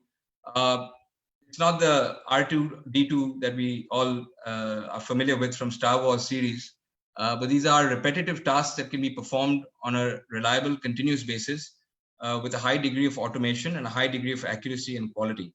And we're seeing a number of applications of the RPAs across industry. So it's not only important for us to be familiar with these kinds of tools from an audit understanding perspective, meaning our ability to audit these tools, but several RPA projects can be initiated by firms, and I will share some examples of those. One of the interesting things that's happening, and I think right now is a great opportunity with the COVID-19 situation, this is actually providing an impetus to the digital transformation of our firms. But whilst there's perhaps going to be a move towards more nationalization after this pandemic is over, from a digitization perspective, large international accounting networks at least are moving towards a centralized, optimize and automate approach. A lot of the technology projects are being driven centrally, and a lot of the automation activities will be run centrally as well. So it's a slightly different way of client service that needs to be considered. I talked about RPA examples, but if you look at some industry examples in the banking sector, for example, new customer onboarding, personal loan application processing, invoice processing, subsequent payments testing, expense analytical review, several parts of the tax filing process. All these are examples where RPAs are already in place internationally, and in Pakistan, some of these are already in place as well. One example is bank confirmations from the auditor side. And in several of our industry clients, RPAs are being implemented in a wide variety of processes and functions. So the primary reason for these RPAs, what's driving it from a business opportunity point of view is, of course, cost, quality, speed, and compliance. And with these four sets put together, it becomes very hard to compete with the outcome from RPAs. So referring to what my colleagues were earlier talking about, it would be interesting to have a conversation with audit committee members on some of the efficiencies that we can bring about through our processes. But I'm sure we will have challenges with having audit fee increases passed through if we have, if you talk about all these efficiencies. Naturally, a lot of these projects come with a certain cost and an ROI, but at the end of the day, these are high efficiency projects. Data science, my colleague Riaz talked about it in a great deal, so I won't spend too much time on it, on describing what the specific aspects of this are. But the main theme to take away is that data analytics allows auditors to better track and identify clients' risk profiling, and allows them to make and focus their time more on the more critical areas of the audit where judgment is required. So the data analytics will not only be an enabling tool for the auditor, but will also allow them to do a great deal value add, which brings me to my next slide, which talks about the dichotomy between what we consider data analytics and where the regulator is today. So the challenge is transitioning to ADA, and Chris talked about some of it, but the international standards on auditing from the IAASB have a analytics working group, data analytics working group, which has been formed.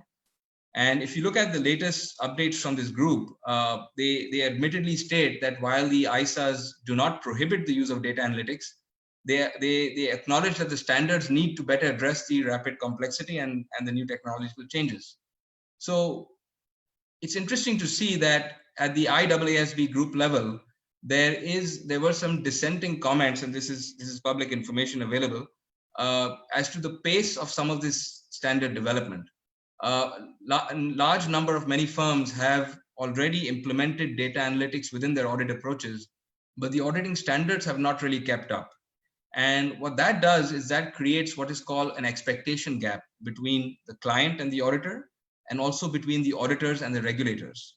If all three of these parties are not aligned as to what the importance, relevance, and reliability of data analytics to the audit process is, they can all reach varying conclusions regarding the implied degree of assurance.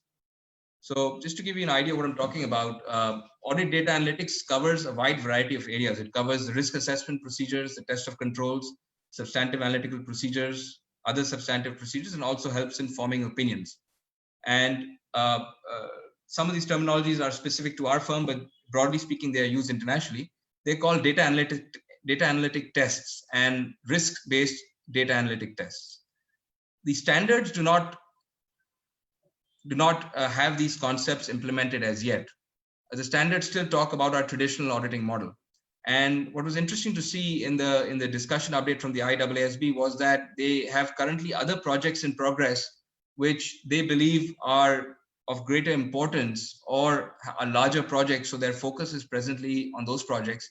And the data analytics projects are, whilst there is a working group attached to it, the timelines for the rollout of the standards is not anytime soon, which means we have to wait a while before these standards will come out. So at least for the next little while, there will be some experimentation in the market in terms of this expectation gap.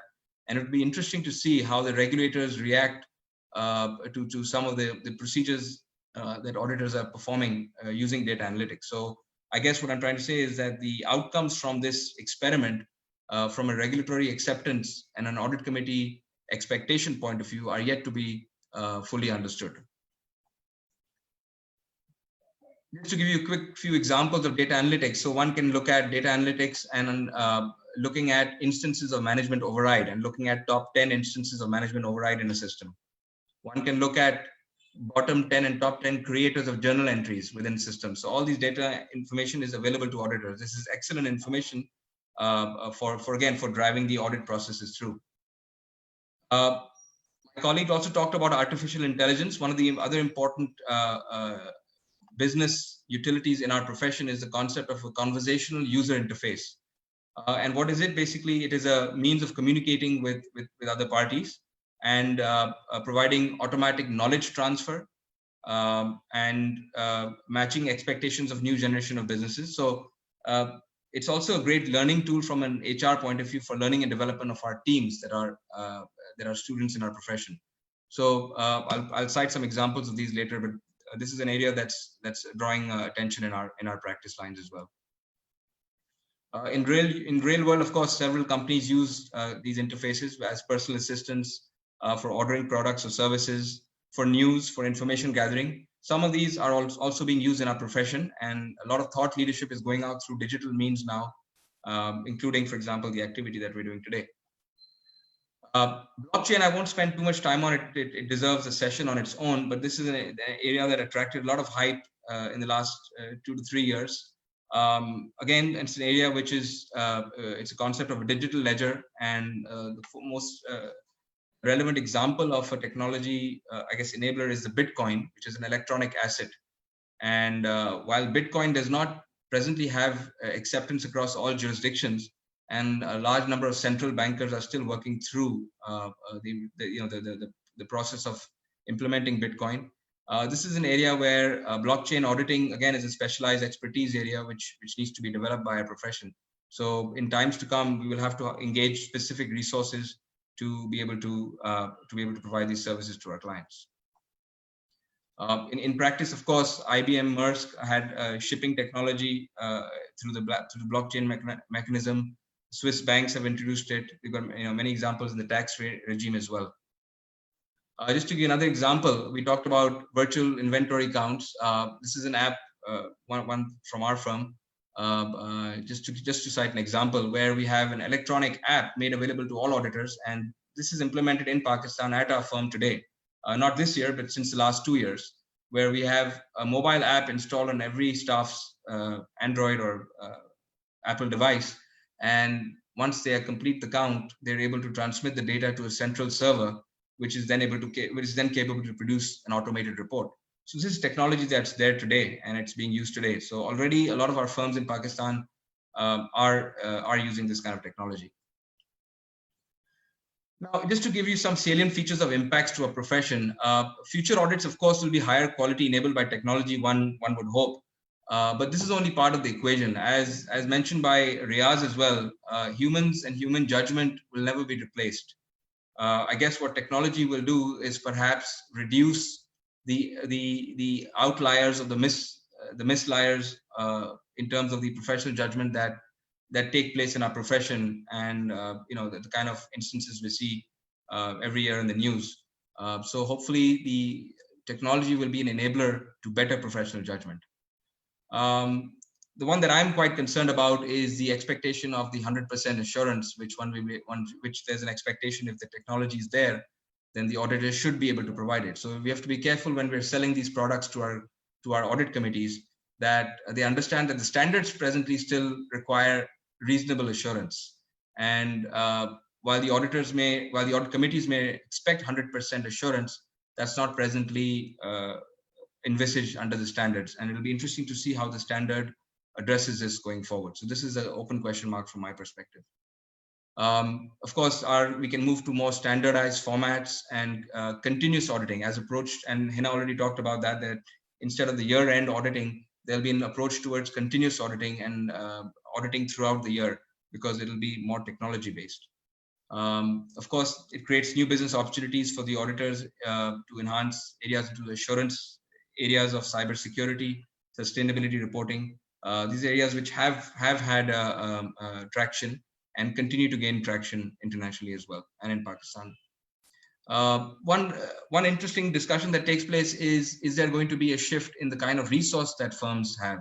And there's an expectation that perhaps the more junior resources we hire to do the manual tasks may be replaced with some of the more automated resources, and therefore we may be looking to engage with staff with more science, technology, engineering, and mathematics background, who have ability to understand and process data. So one expects that the curriculum for students will continue to evolve and change, and that will be an important area. And I think our institute is leading in this area. Our institute's curriculum has been changing quite dynamically to respond to this challenge. And I think the only thing then remains is the recruitment cycle will need to change. One would need to look at universities and data science institutes to produce the kind of resources that we require. I was very pleased to see, for example, for some of our viewers, that the IBA has come out with a specialized diploma program on data sciences. And I would encourage people in our profession to pursue that, because this is a skill set which is scarce and will be greatly in demand going forward. Just to give you some examples before I close. So Econ is an automated tool that we use, and it's the business value. This is for handling third-party confirmations. And anyone who is familiar with one of the large headlines these days is the Wirecard fraud in Germany, and third-party bank confirmations, independent confirmations was an issue there, which has shaken the audit profession to its core. And interestingly, this product was rolled out by our German firm. So coming out of our German firm, this is a product which handles automated third-party confirmations, including the integrity checks in between. BDO Advantage is a tool that we use for advanced data analytics and audit data analytics. Again, and a lot of the international firms have these kind of products, so it's something that's accessible to many. Lisa is a bot, is a robot assistant for the conversational interface I talked about. In Pakistan, we are also trying to implement the same, but we are still trying to look for a good Pakistani name. Lisa doesn't quite fit quite well in our context. BDO e-document is again is a document scanner, scanning tool, which again integrates into our audit reporting tool. This is in use today. BDO Radar is again an conversational interface tool. So through inquiry, the tool automatically populates an internal controls questionnaire using speech recognition capabilities. So again, this technology is there and available. And of course, the portal, which many firms have, is a tool for communication and collaboration, including information sharing. And which brings me to my last slide, which is that digital transformation for accounting firms and our audit profession at large really has, in my view, 4 key components or proponents. One is our clients.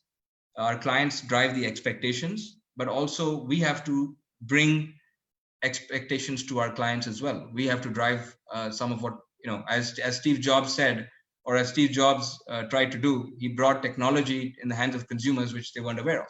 So similarly, we have to make our clients aware, our audit committees aware about what tools we can use, how we can use them, and what kind of assurance we can provide using those tools.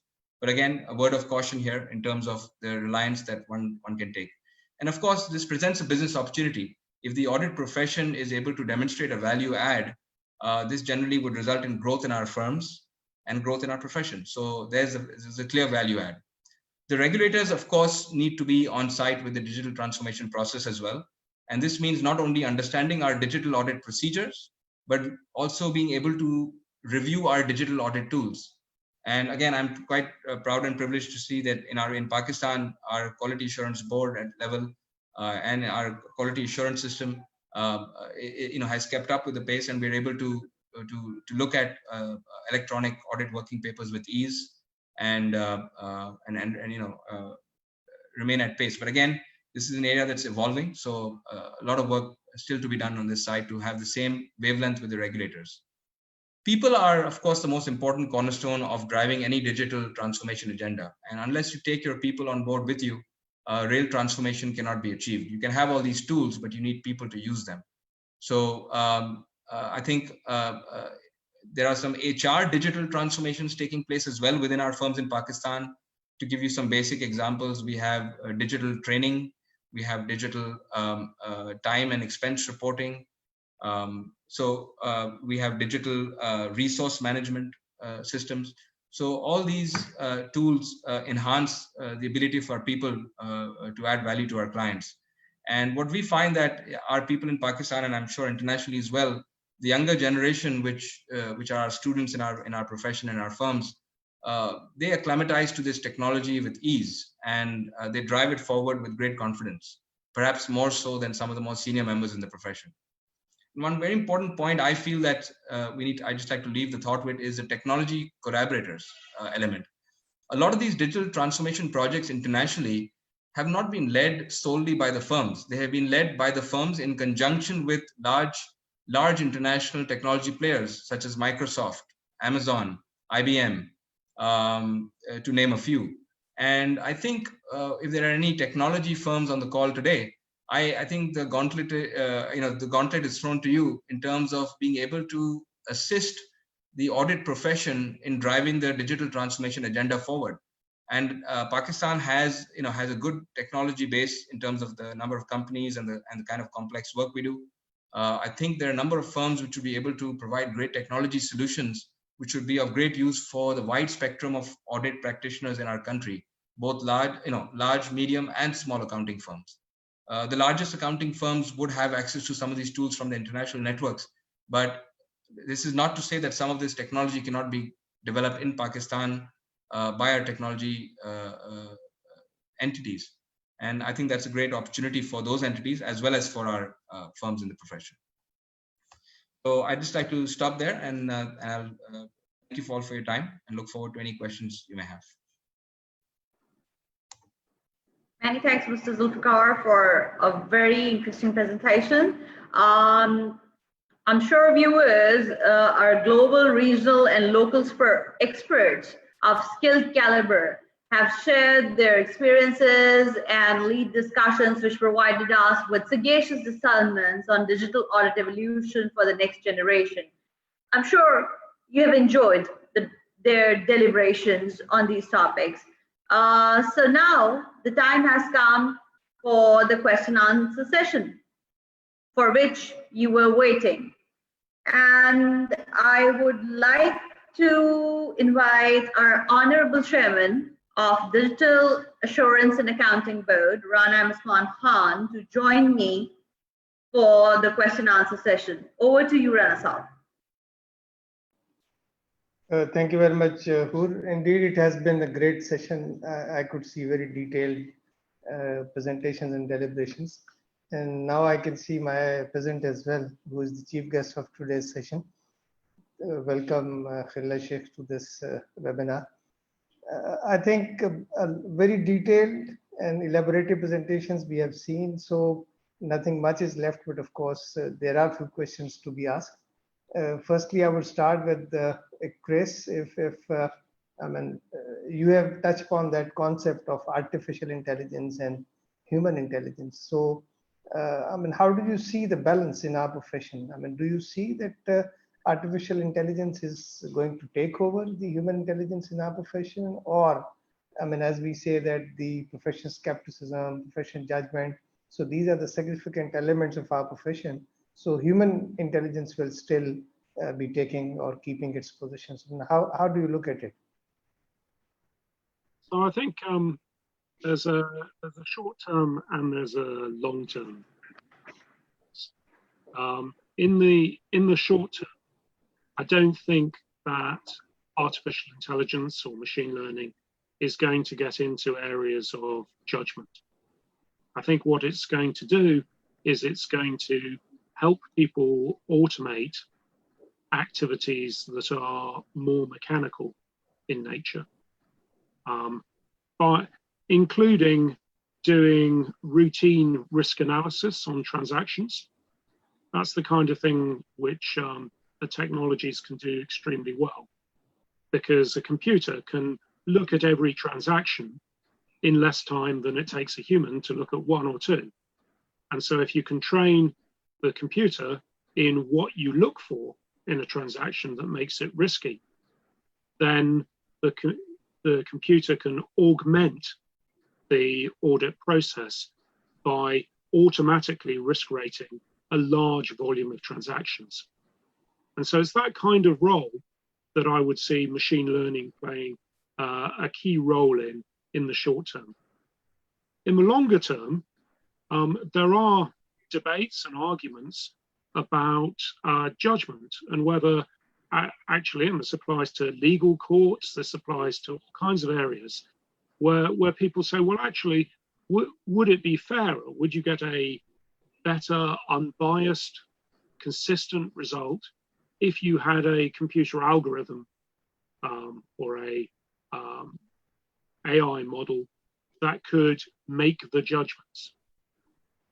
I do not think in the next 5-10 years we'll be in that space in the auditing world, but there may come a time when we are, and we're certainly looking at within PwC, we're looking at the application of fuzzy logic type techniques to help automatically answer accounting and auditing questions that come to our technical support line at the moment.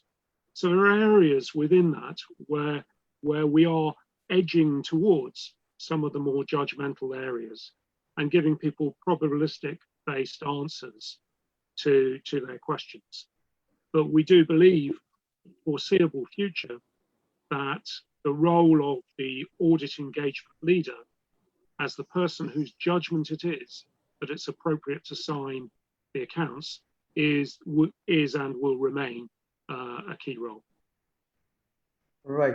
Thank you very much, Chris. Actually, just considering the shortage of time, I mean, there are questions, but we'll be limiting one question each to each speaker.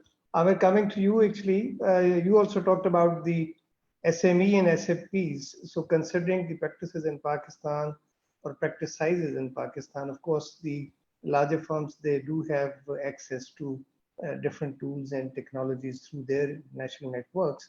But I mean, how do you see that? I mean, what is the way forward to develop SMPs from that perspective for digitalization and technology enhancement? Thank you. Thank you, Rana. It's a very good question. And in fact, one of the changes that's taking place right now and in the last maybe year or 2 years, so it's very recent, is the emergence of much easier to use and powerful off-the-shelf software packages that can bring in some of that capability that Hena and Zulfikar and Chris were talking about, that does exist in these much larger, purpose-built machines that exist in the larger firms. And so you can look, I really shouldn't name any particular brands because then I can get into trouble because I can't name all of them. But I'm sure if you do Google this, to be honest, I'm not sure what the cut through of some of the most recent, products that are developing is in Pakistan. But I would recommend perhaps that's something really worth exploring, and something we've certainly been exploring here in Australia and New Zealand, are those packages that are emerging, because it absolutely is a game changer if, where that software is coming into the hands of users on a much larger basis. And that's the nature of technology. That's what Moore's law means, with processing power and the capabilities of the software constantly improving. So I think it's a very bright future. And in fact, that's one of the things that is happening and changing right now. Right. So you are suggesting off-the-shelf softwares to start with, and then definitely it can be rolled out by the individual firms.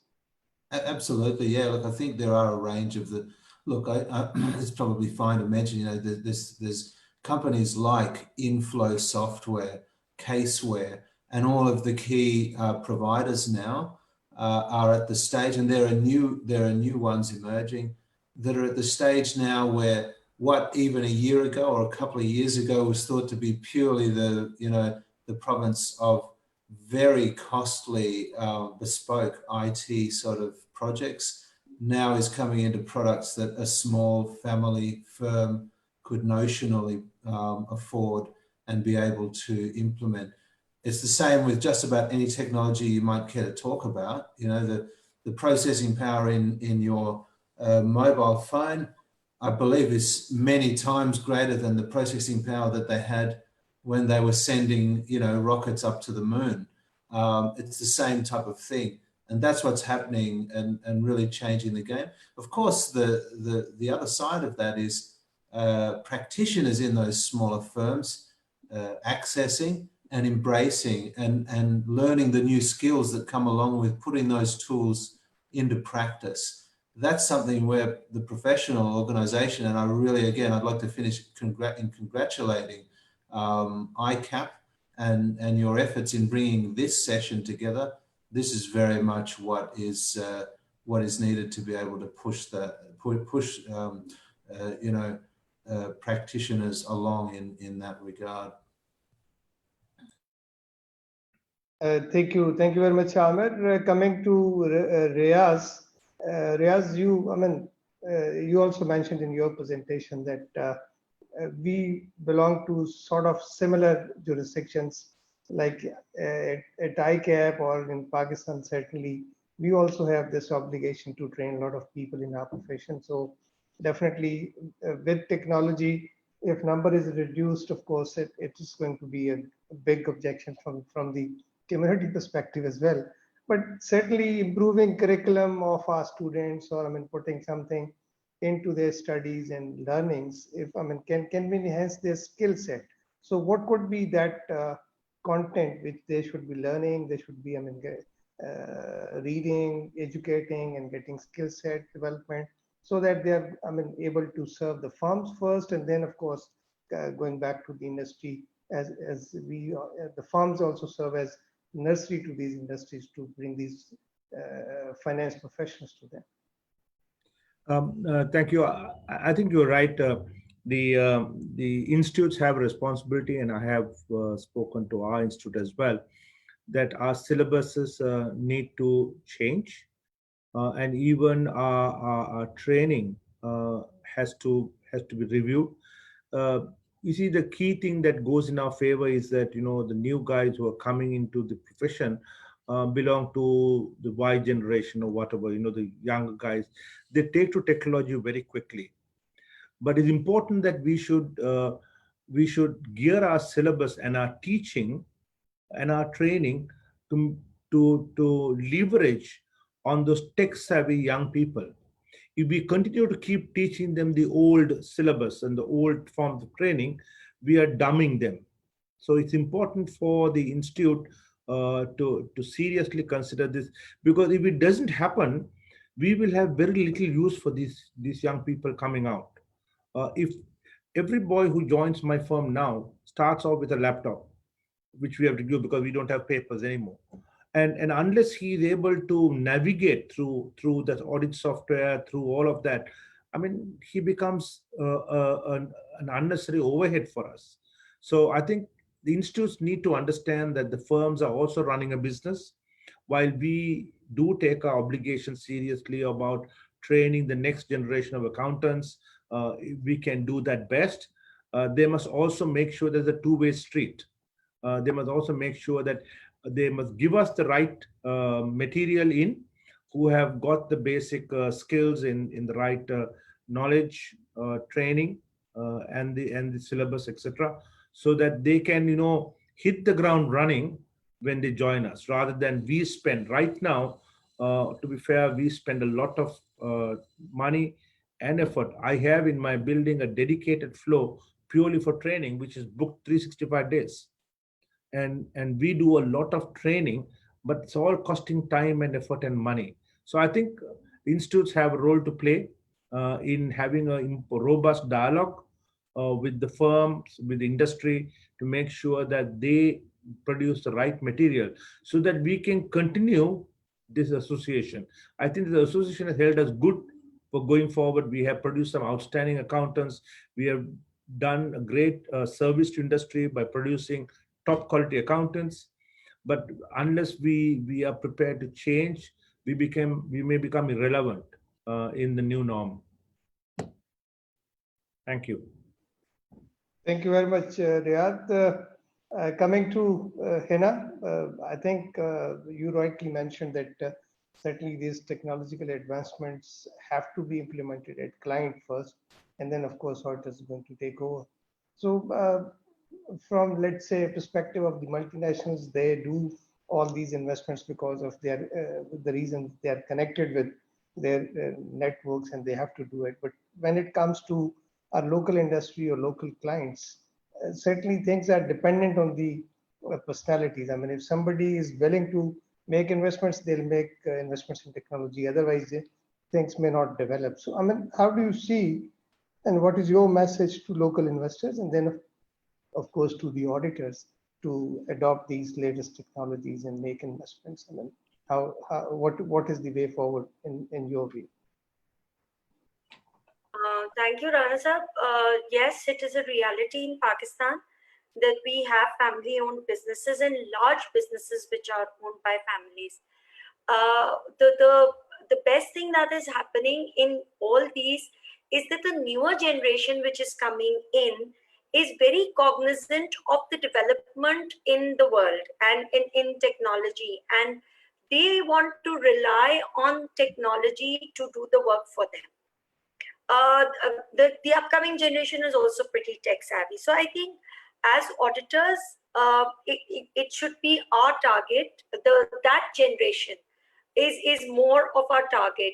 The older generation would fall in line once they see the result of the technology. And that is why I also mentioned in my presentation that we as auditors need to engage with them on an early level. If we are number one, we can't do this thing in isolation. We can't bring digital audit in Pakistan, or it is already there, but we can't go to a client and they don't have a system and we tell them that, these are the tools that we have and we want to deploy them on your client. That cannot work. It is a dialogue. You need to work with them. You need to tell them the advantages that the digital audit can bring to their business and the value addition that it can bring. And yes, the change will only come about once the mindsets change. I am very, very hopeful with the clients that I am dealing with. The younger generation is very, very cognizant of the changes in the tech world, and they appreciate the change, and they are bringing the older generation around also. But yes, it is an expensive proposition, and until and unless it justifies the cost, nobody is going to invest in it. But we need to engage in dialogue. We need to talk about it. We need to talk about the advantages that it brings to the table. And then, yes, probably some of them might agree. And then this whole transformation process will begin. Thank you, Hina. Zulfikar, thank you very much for a very insightful presentation. I must say, very relevant in the current scenario. Considering the contents of your presentation, how do you see the change in the landscape of audit profession in Pakistan? I mean, do you think that we are keeping pace with that, or we are lagging behind? I mean, what are the critical 2 or 3 messages for the auditing profession from your side? Yeah. Thank you, Rana Saab. So firstly, as I mentioned in my presentation, I think I moved to Pakistan in 2005 after having spent the first part of my professional career in Canada. And when I came to Pakistan, I was I shouldn't say pleasantly surprised, but I was pleasantly greeted with the state of affairs that Pakistan was fully aligned to the rest of the world. And I think credit goes to senior leaders of our profession in the earlier years who had the foresight to adopt international standards on auditing and the IFRS in its earlier years. That has really allowed us to keep pace. Having said that, I do see a different landscape going forward. I think the digital transformation will bring different futures for different kinds of audit firms, and the public interest entity audit market is going to be very different in Pakistan. We have a new regulator in the auditor oversight body of Pakistan as well, so a lot of the changes will be driven through their agendas as well. But I do expect some consolidation in our audit firms, because I think with digital transformation there is investment required, and unless that digital transformation takes place over a value of business where it makes commercial sense, that will not happen. So I see some consolidation taking place in the years to come, and in that transitory time, I feel that there will be perhaps 2 different kind of futures for 2 different or 2 or 3 different classes of firms. But having said that, and the message in my presentation was that I feel that all firms have access to technology. Amir talked about off-the-shelf packages, which from a Pakistan perspective still are admittedly still quite expensive given the audit fees in our market. And I think a lot of professionals would agree with that, because we've discussed this. So that's where I feel that the challenge is for local technology firms to come on board and play a partnering role. It helps build their business, and it creates a business opportunity for some of these firms who don't have access to international tools. But I think that digital transformation, if the clients don't require it, the people will. So it's a necessity that has to come. Thank you very much. And at the end, I think we have a lot of questions, but certainly paucity of the time, we can't continue further questioning. So at the end, as being the host of this event, I would like to thank you all, but their formal vote of thanks is there. We already lined up our worthy council member Iftikhar Taj for that. He has been given that responsibility to formally thank you all, but being the host, of course, you have spent a lot of time, a lot of effort must have gone into it, and look forward to see you again in our future events, of course, and all the participants, those who have been with us for the last 3 hours. I think it's a great patience for them as well. And I hope that it has been a great learning for them. So back to Hoor with these words. Thank you so much, Mr. Khan. Dear viewers, I would like to extend my gratitude to our distinguished speakers for prolonging the session so that our chief guest may join us within the given time limit. And I'm glad that our chief guest and President ICAP, Mr. Khalilullah Sheikh, is with us right now. He is the great visionary Doan who has taken the Institute to the next strategic level. I request him to please address the viewership and share his views on the topics of discussion. Over to you, Mr. President. Hey, thank you so much, Hoor, and Assalamu alaikum. Very good evening, afternoon, morning to all the participants wherever you are. My sincere regrets. I'm a bit late in the program, but I've been enjoying very interesting discussions since I joined. My compliments to Rana Osman Sahab, the chairman of our Digital Assurance and Accounting Board, for organizing this wonderful program. And of course, gratitude to all our distinguished speakers for taking time out of their busy schedules and sharing their thoughts, their wisdom, their experience with the participants. I, being on the other side of the table, as a customer of assurance services, I mean, I've been enjoying this discussion because as a customer, what is exactly that you need is a high quality assurance in terms of high quality audit and in most efficient way, be it from a time perspective or from a cost perspective. And I believe this digital is the way forward. It's a great enabler in that.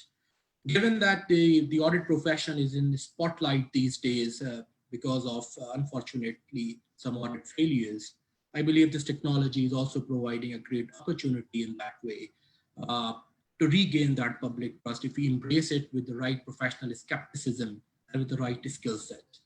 I agree with our distinguished guests. They talked about the tool set, they talked about the skill set, and they talked about mindset.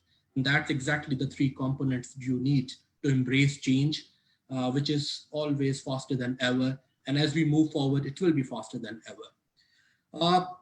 Now, I mean, I know that it's been a long discussion, so I'll be very brief. What I understand is that what this change requires is participation from not only the firms, individuals, but also from the professional accounting organizations as well. As assurance leaders, I mean, they need to invest in the right tool set. They need to invest in the right skill set of their teams. And of course, the mindset part is the prerequisite, as most of you already said. From an individual's perspective, I believe it's a lifelong learning process in any field, as technology is reshaping really every other aspect of our life, personal and professional life, and we have to continue to upskill ourselves, and that's a new normal that we have to live in.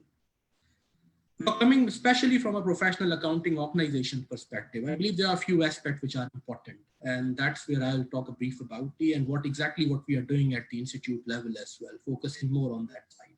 I believe the first important aspect is to attract and inspire talent into the profession. These are interesting times for profession. And I agree with Chris that this technology is going to augment, is going to complement the human intelligence and human side. I don't see in near future as well, this technology. And we had these debates at IFAC level as well. I'm part of the IFAC PIB committee, where we discussed for 2 years how the finance function is going to look like in the next few years. And we came to this conclusion, both from an accounting perspective, as well as you rightly said, from an assurance perspective. Technology is going to augment and complement the human side.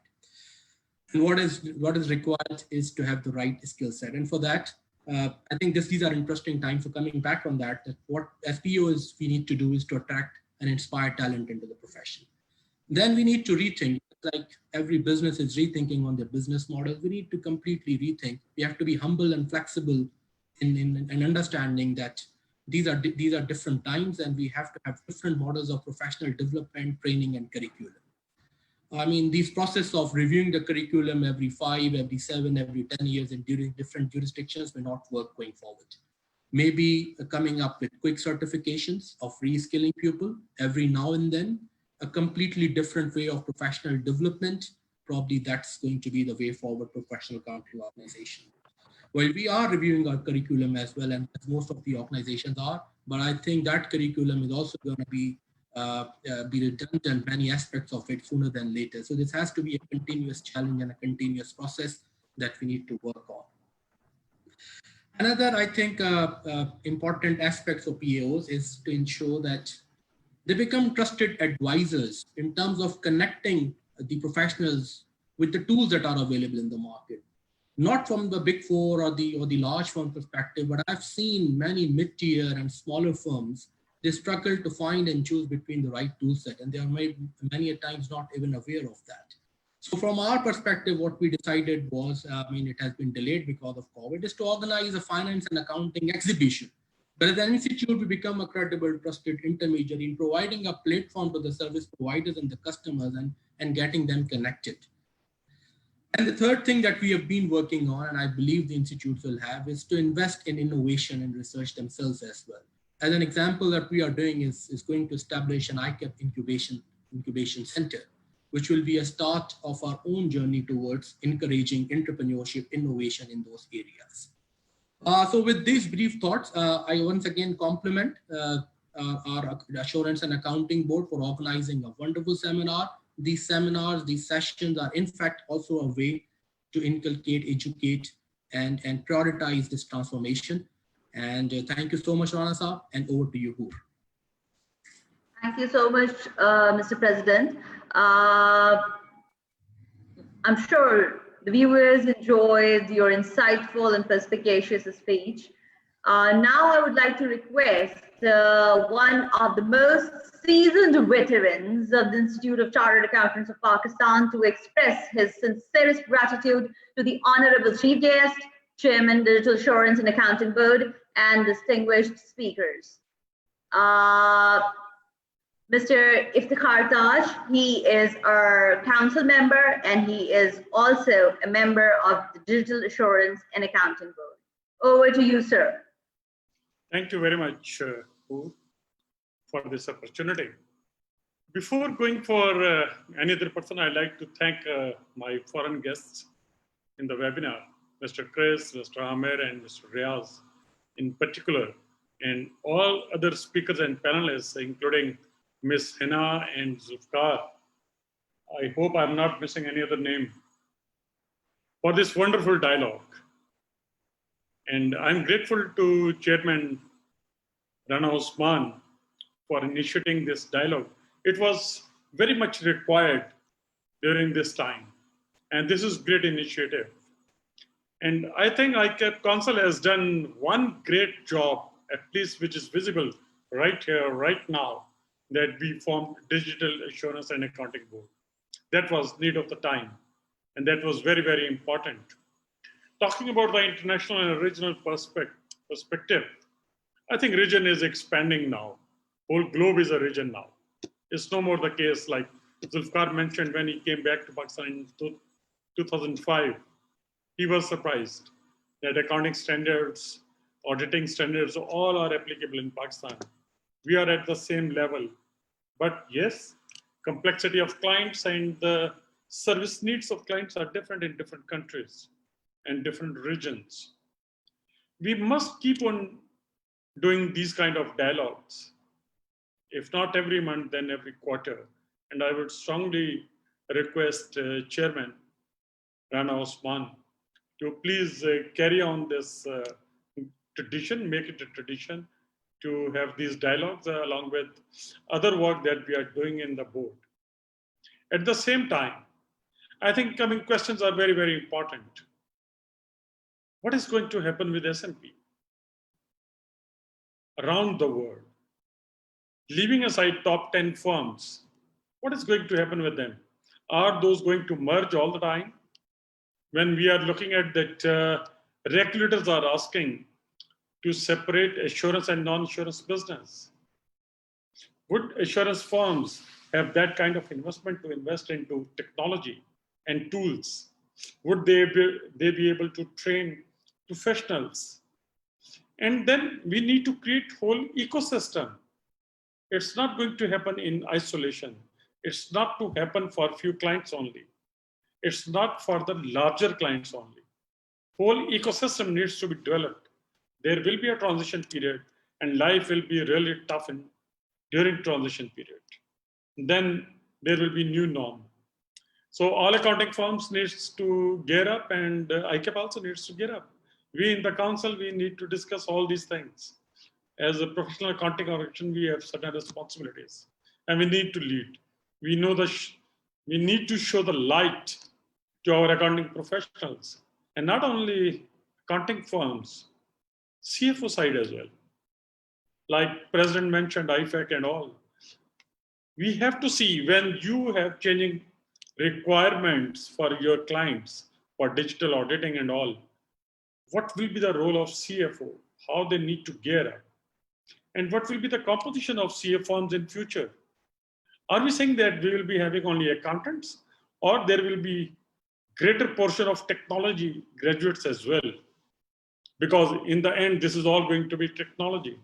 Digital is all technology. So what kind of composition, what kind of formation of the firms and finance departments at the client side and regulator side. We need to educate our regulators as well.